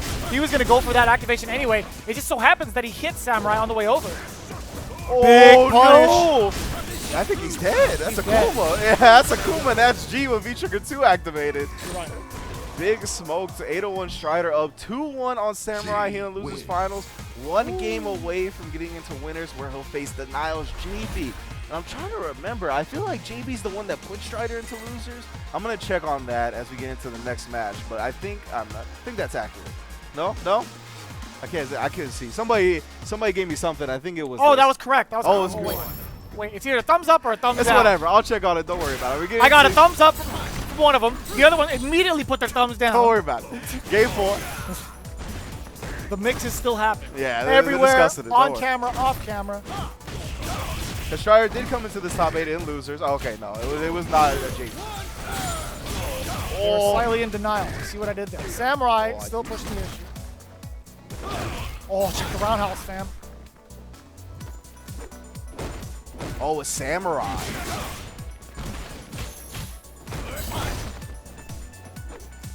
Wait, you mean to tell me there was a double jeopardy situation? But we'll talk about it in a bit. Samurai already doing the work, getting the side switch and the Toxu. Good amount of damage there. Forward throw as well. Strider still has the opportunity. He caught him low again. Even stronger. Dash up. No. Oh, yeah. Yeah. And grab. Got caught chilling. Can't chill when Strider is playing G. Command throw is always lying away. And yeah, Samurai did actually push Strider into losers before top 8. You know what's messed up though? Strider actually waited for Samurai to budge on wake up to prepare himself for the backdash, and he still got maximum range command grab. Yeah. What do you mean? There's a lot of distance on that command grab. What do you mean? You gotta get out of there. Whoop. In this range, Strider does have the meter to kind of wheel kick passive fireballs if necessary. Strider spending the bar for EX Demon. Strider recognizing that the Demon Flip is -2 now. Oh, sweeps! Oh, beautiful! Chases down the teleport, gets the stand medium punch afterwards. Stand fierce, crush counter.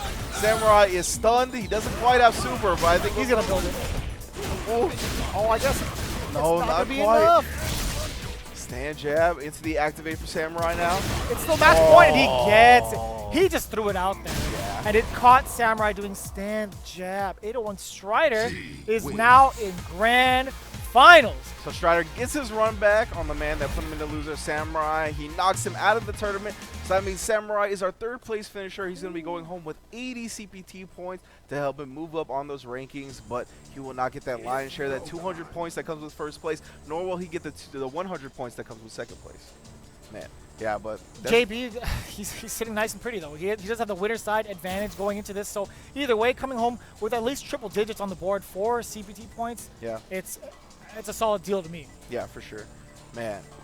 Oh, this guy Strider though, he's so good on the G. And yeah, I mean, why wouldn't he do the wheel kick at the end right there, right? He had such a significant life lead. Even if he slightly misspaced it, he's gonna get a light punish. He'll probably get side switched because I think Samurai was in V trigger. But either way, like, he was still just like a low risk, high reward option right there. And he's gonna be able to ride that decision to grand finals. He will be on loser side, of course, has to go through JB a whole 3 games before he gets a chance at that 200 points for real. And I'm sure these guys have played a good amount of games against each other, online, offline, you name it. Again, 801 Strider being a very well-versed veteran in the CPT, going up against one of the heaviest hitters when it comes to Rashid in, I want to say, the world. I want to say JB is definitely, For sure. he's really shown himself to be a world-class player with this Rashid. Does have a giant target on his back when it comes to that Rashid talk. So a lot of people have been studying the way he's playing. He is on denial for a reason. He's been doing very well for himself all the way from coast to coast.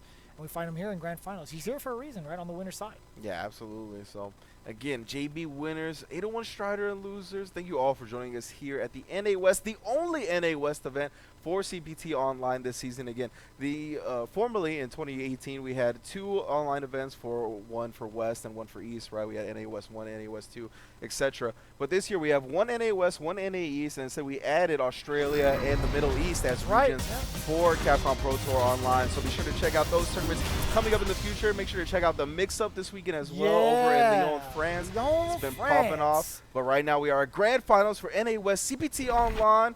Let's get it. JB Denial Zone going up against 801 Strider of Sonic Box. That's right. You are viewing the grand finals between these two. You see Strider on the loser side of things, JB with the winner's advantage. He only needs 1 full set, while Strider needs to get the run back, reset the score, and potentially take it.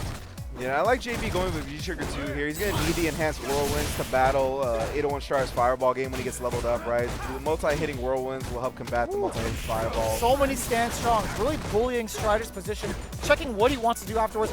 He is going to get challenged after the forward strong though. Oh, whoa, he jumped back. That could have been a punish on the EX rush punch, but he already committed to the wall cling. Back-to-back stand strongs, what are you supposed to do about that? Oh, he finally jumps out. Strider recognized the space where he got some room to breathe. Oh, stand medium punch in the throw. He just gets that fierce after to keep him locked down. I like that from JB. Ooh. Just at the end, you thought it was safe? No, sir. Oh, we got Strider, though. You got to watch out for that stand medium kick activation. Try to sneak into something there. Oh. And now, yeah, he knows. The only one to successfully escape that threat so far. You'll get crushed. Strider's trying to make him block something before activating V-Trigger. Oh, he finally gets hit, and yeah, he's going to combo off of it because of that. Oh. You cannot stop moving against the likes of G. You're not allowed to stop. And we've seen the stubbornness of players cost them, right? Where they want to make sure they're, oh my goodness, the whiff punish. The foozies. Throw now.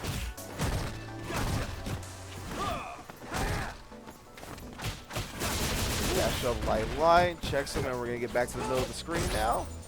I like that. Jumping over, taking a little bit of damage, but he just wanted to reset the position. Does have V-Trigger locked and loaded though. JB does go for the activation wrong. Minimal damage there from Strider. Take a little bit of that V-Trigger. He's out of there. Oh, unfortunate! Was ready on the other side as well. Yeah, you can see JB trying to press lights after that. It's a dangerous game to play. What a wait. Strider understands He's like, I've seen you do this time and time again. You're gonna EX spinning mixer me. I'm gonna throw this normal. I'm gonna wait. He had a lot of life too. So Yeah. I don't blame him. Man. Strider G is looking real good. That's just one game here in our grand finals, but yeah, I mean, if he keeps playing like this, a reset might be in order. I mean, he's looking very, very strong here in the first game. Had a very, very solid round, solid adaptation against what JB wanted to do. JB was very much so a bully in the first game, abusing the plus frames of that stand medium, just back to back, to test what he's going to do about it. Again, he's in this very familiar situation. He knows when to fight back, Ringe. Yeah. Man, this space though, Strider's still so immaculate though, always having that light kick with a rush punch buffer behind it. When people want to poke back when they're not in range too. Good light conversion there. I was expecting JB not to get hit by that. Woo.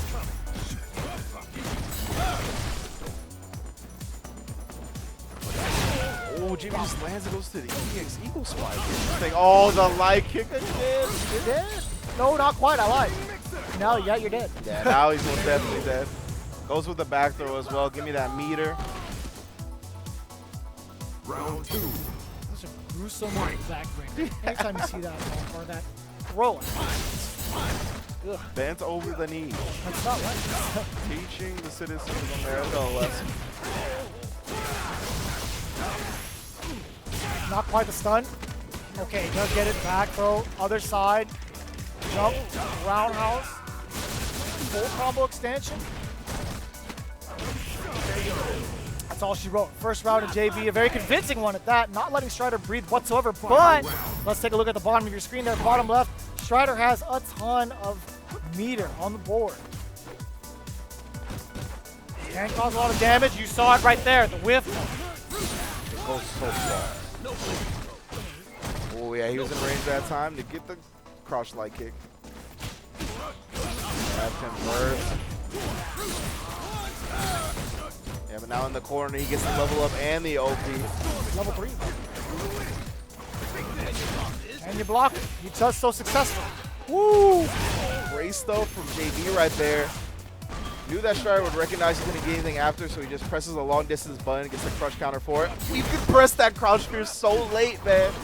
Forever and a day, Ringe. He's so tall, but that crouch spear shrinks his hurt box. Spends the veer versus to kind of neutralize a little bit of JB's pressure, but still finds a way around it. Does have the V-trigger available. You know he's going to activate. Coming in hot. Do not walk away. I'm talking to you. Yeah. And JB had no answer, right? He was either just going to block the fireball. He couldn't really respond to anything after it, or he couldn't respond with anything after it. So tries to maneuver out before he has to block that, but a little bit too late. 801 Strider 2-0 here in Grand Finals. 2 games straight, and again, it's all thanks to that V-trigger. It's got to speak volumes in regards to how powerful of a character G can be potentially if he escapes base form. Yeah.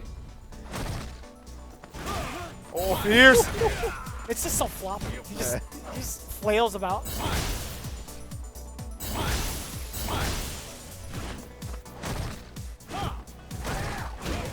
Nice interrupt there. The buffer always ready with it.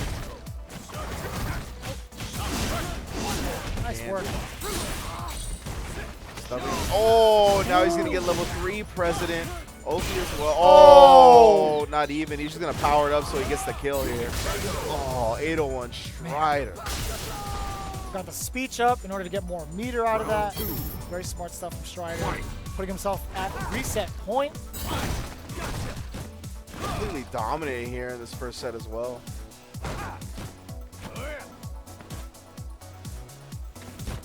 Oh, so scary when the President dashes in your face. Yeah, so standing in punch hit him out of the air so he couldn't get full combo off of it. Such patience from Strider. Opts to jump out. JB was ready with the anti-air, back to the stand strong and reacting, waiting for Strider's movements. He wants to see how he responds out of there. -4. Yeah, that's what his crouch jab is. 4 frames. Oh, the command throw. Ooh. Oh, he tried it. Yeah, crouch fierce. Can't go around the wall jump. Oh, reversal super. I believe that's going to hit. It does. Activate Raw? No, he's going to walk up. There it is. Oh, it went through the enhanced whirlwinds. 3 hits on that into your 2 hits of the enhanced whirlwind. Eagle Spike get in your face. Oh, the trade. You know Strider was ready for that gap. And that's going to be a complete reset of the grand finals. We have G taking it away from Rashid once again. The final set here. Ringe is in disbelief, and so am I. I mean, I talked about that at the very beginning, right? Is the V-Trigger 2 to combat some of the fireballs because it's 2 hits once he's in V-Trigger 2, the whirlwind. And then in Presidential Level 2, he's got 2 hits with the fireball, right? But Presidential Level 3 or Max President, that is still more hits than that. It just eats the whirlwind and still makes you block. Like, I don't know if after that he's considering switching to V-Trigger 1 at this point or if he just wants to go back to the lobby because that was 3 games, so we're going to get a whole new set. But it's looking tough, dude. Yeah, like Strider on that G is looking completely dominant.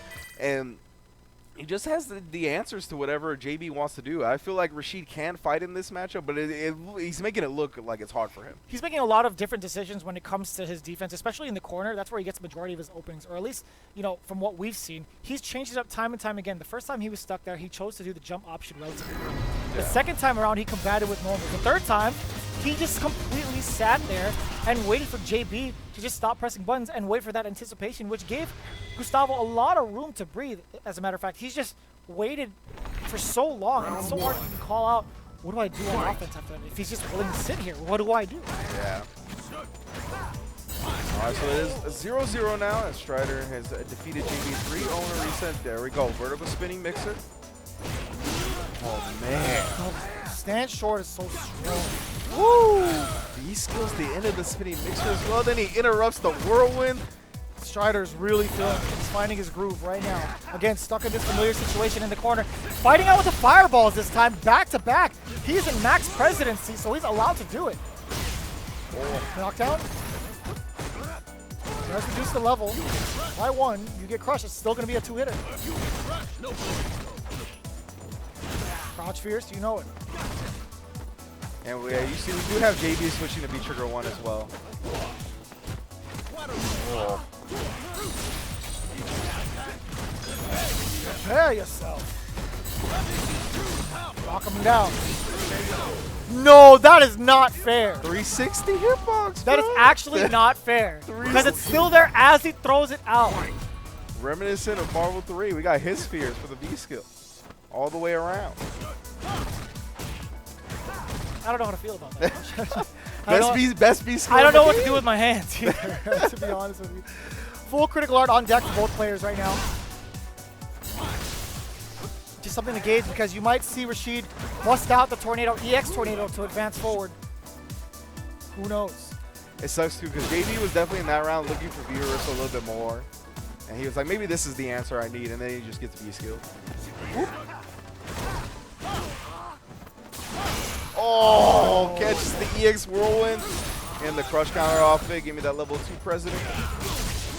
All right, back down to level 1. What a block there from Strider. Back into the score. No, he's walking forward. Doesn't have V-skill yet. He does have it now. He does have it now.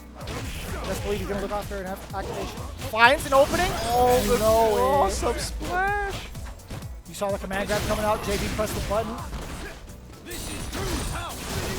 Spinning mix. Got away with it this time around. Didn't get caught by the tail end of the V-skill. Yeah, timed it well. He dropped the conversion! Oh, he's dead. Oh, Strider takes a 1-0 lead in the reset. He had the stand strong. You saw the counter. He had it. I'm sorry. I don't mean to shake you like this, but Ringe, he had it. He did. He had it. Strider hasn't been flinching that much though, right? So he wasn't ready to react to him finally flinching. This guy's a madman. Couldn't convert off the stand medium punch. And now for the first time in Grand Finals, 8-0 Strider has a lead. That's wild.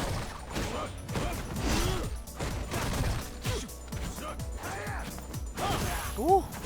Double time. Double time. Oh, I'm surprised that wasn't met with a light kick into the rush punch. Strider's been so on point with that. There we go. Oos. Man.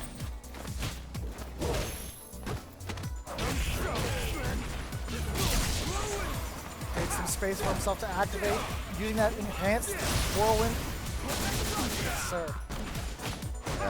V-Trigger already working out better than V-Trigger 2 did. Let's give him that burst. Wait a minute, speaking of burst. Yep, you know it. Being able to cancel the special moves into each other just enough to get the command grab, catching JB. Even stronger. Still in V-Trigger. Whirlwind again, the second one. Yeah, enhanced spinning mixer. Woo. Yeah, that's been the last of his presidency. Uh-oh. In critical art. Yeah, he's gotta watch Can't out get for the Chip. chip. Oh, you gotta watch out for Chip too. 801 Strider takes the lead. I forgot. Yeah.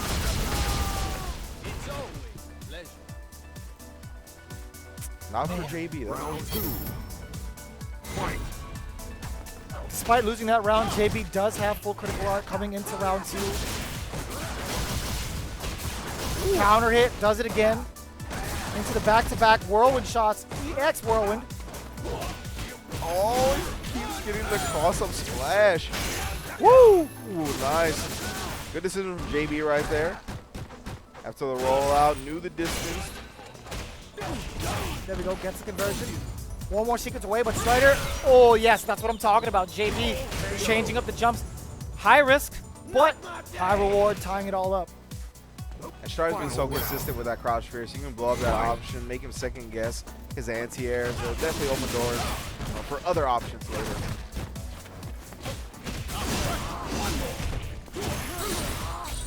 Again, yeah, just dashing up after that. Tried for the command grab. We got EXDP. Nice spinning mix on the other side as well.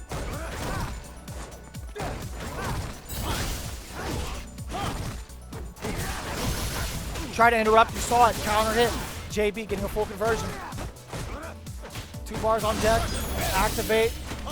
Yeah, Gonna get the back throw.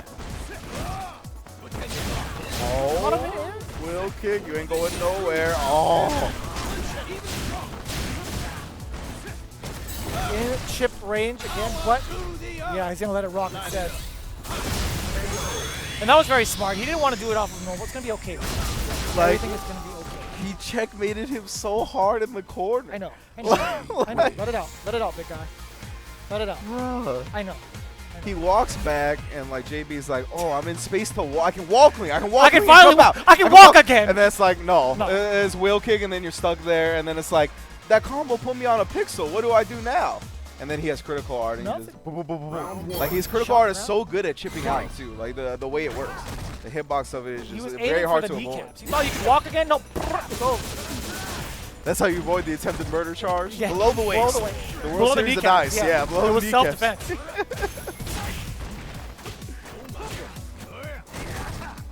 You want these points for shooting? Shoot me first. Okay. Gets the counter conversion, activation. Again, it's just such a threat. Okay, alright, wait a minute. Yeah, the wheel kick buffer after that crouch is a little weird. That's because, yeah, he's going to tech out as soon as he gets hit by that in the air rather than combo into the wheel kick. I still can't believe Strider managed to tech that despite being in a huge life deficit. I thought JB was going to get the throw, but still, at a huge life lead. It's fine. He can take this damage. Right, so okay, yeah. Nice work. Nice work, JB. Hanging in there. Yeah, JB had super right there, and Strider was in chip range, so it's definitely going to be hard for Strider to come out on top.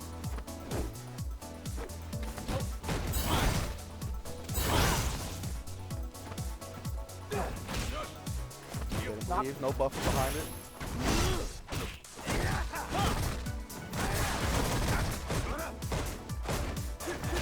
Ooh. Big time punish on the sweep. Double dash up. Ooh.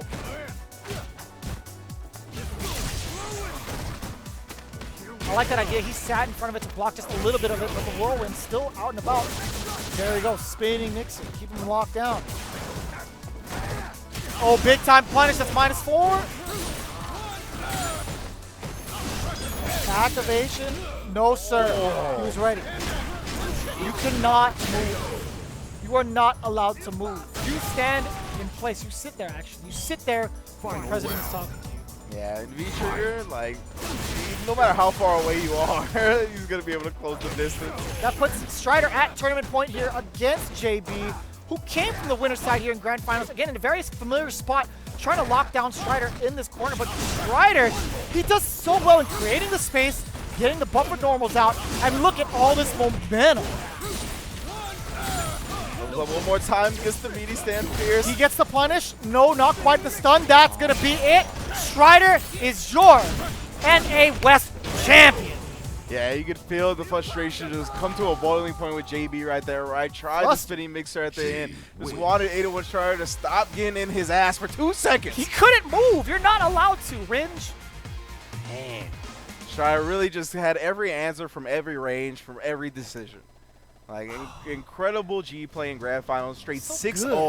So good. 6-0 Grand Finals. I mean, 801 Strider is going to take home 200 points. That's right. And he already has a decent amount considering his performances at final round in NCR. Final round, that's right, man. That's not going to be the last time we've seen of him. If he's this strong now, wait till you see him throughout the entirety of 2019's Capcom Pro Tour. Big ups to JB as well and Samurai for taking 2nd and 3rd respectively. They did a great job, and it's not going to be the last time you see them, right? You're going to see JB and Samurai at the likes of the Street Fighter League every single Thursday at 4 p.m. PST.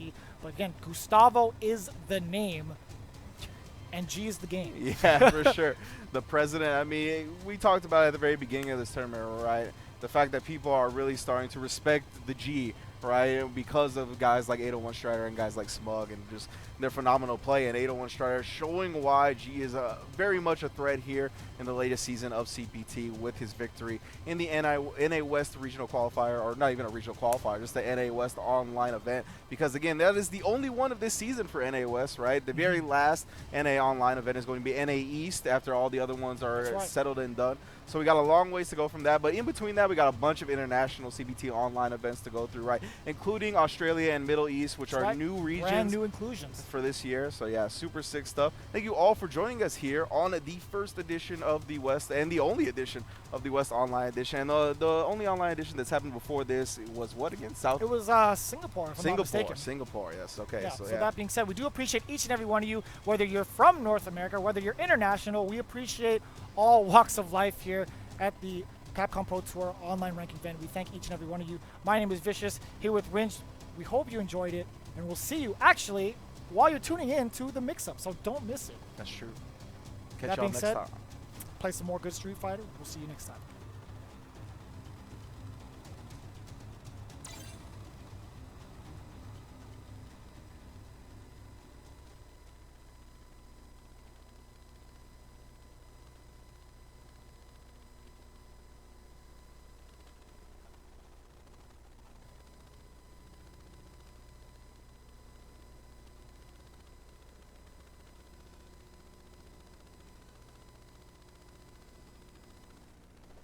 Amount of prize money on the line. Baby, let go!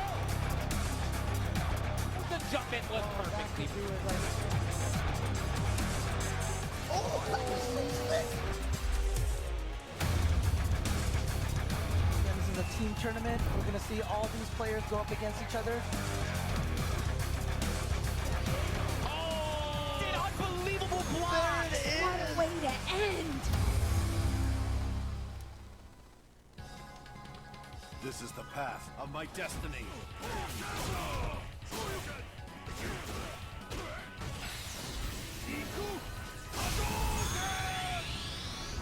Pleased to meet you.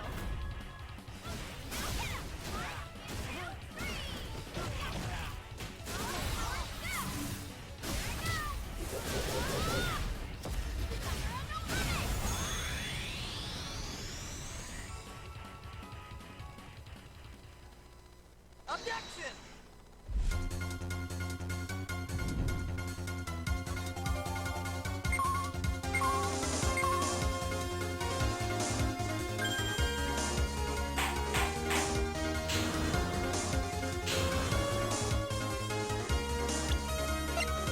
Objection!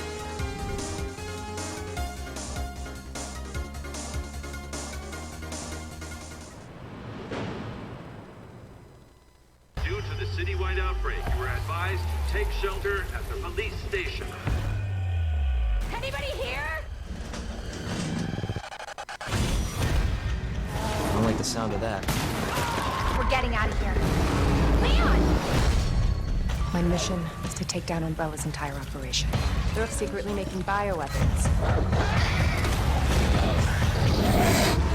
Count me in. Available now for PlayStation 4, Xbox One, and PC. Rated M for mature.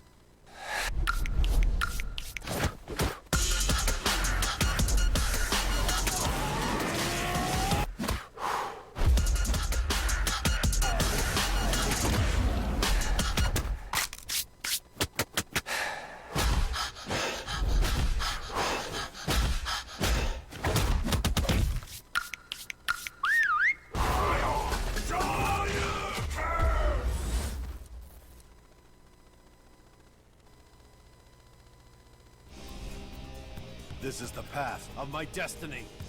Dare you challenge the king?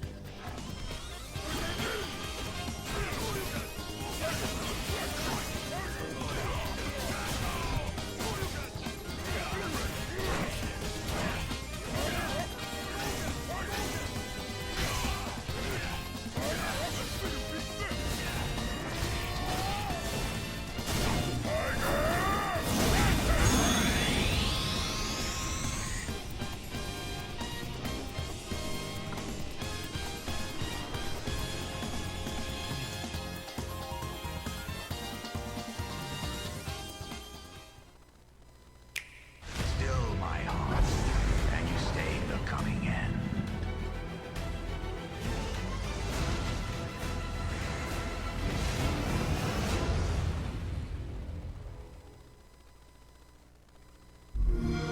Do you struggle to find happiness? Do you get the feeling there's something greater for you? There is.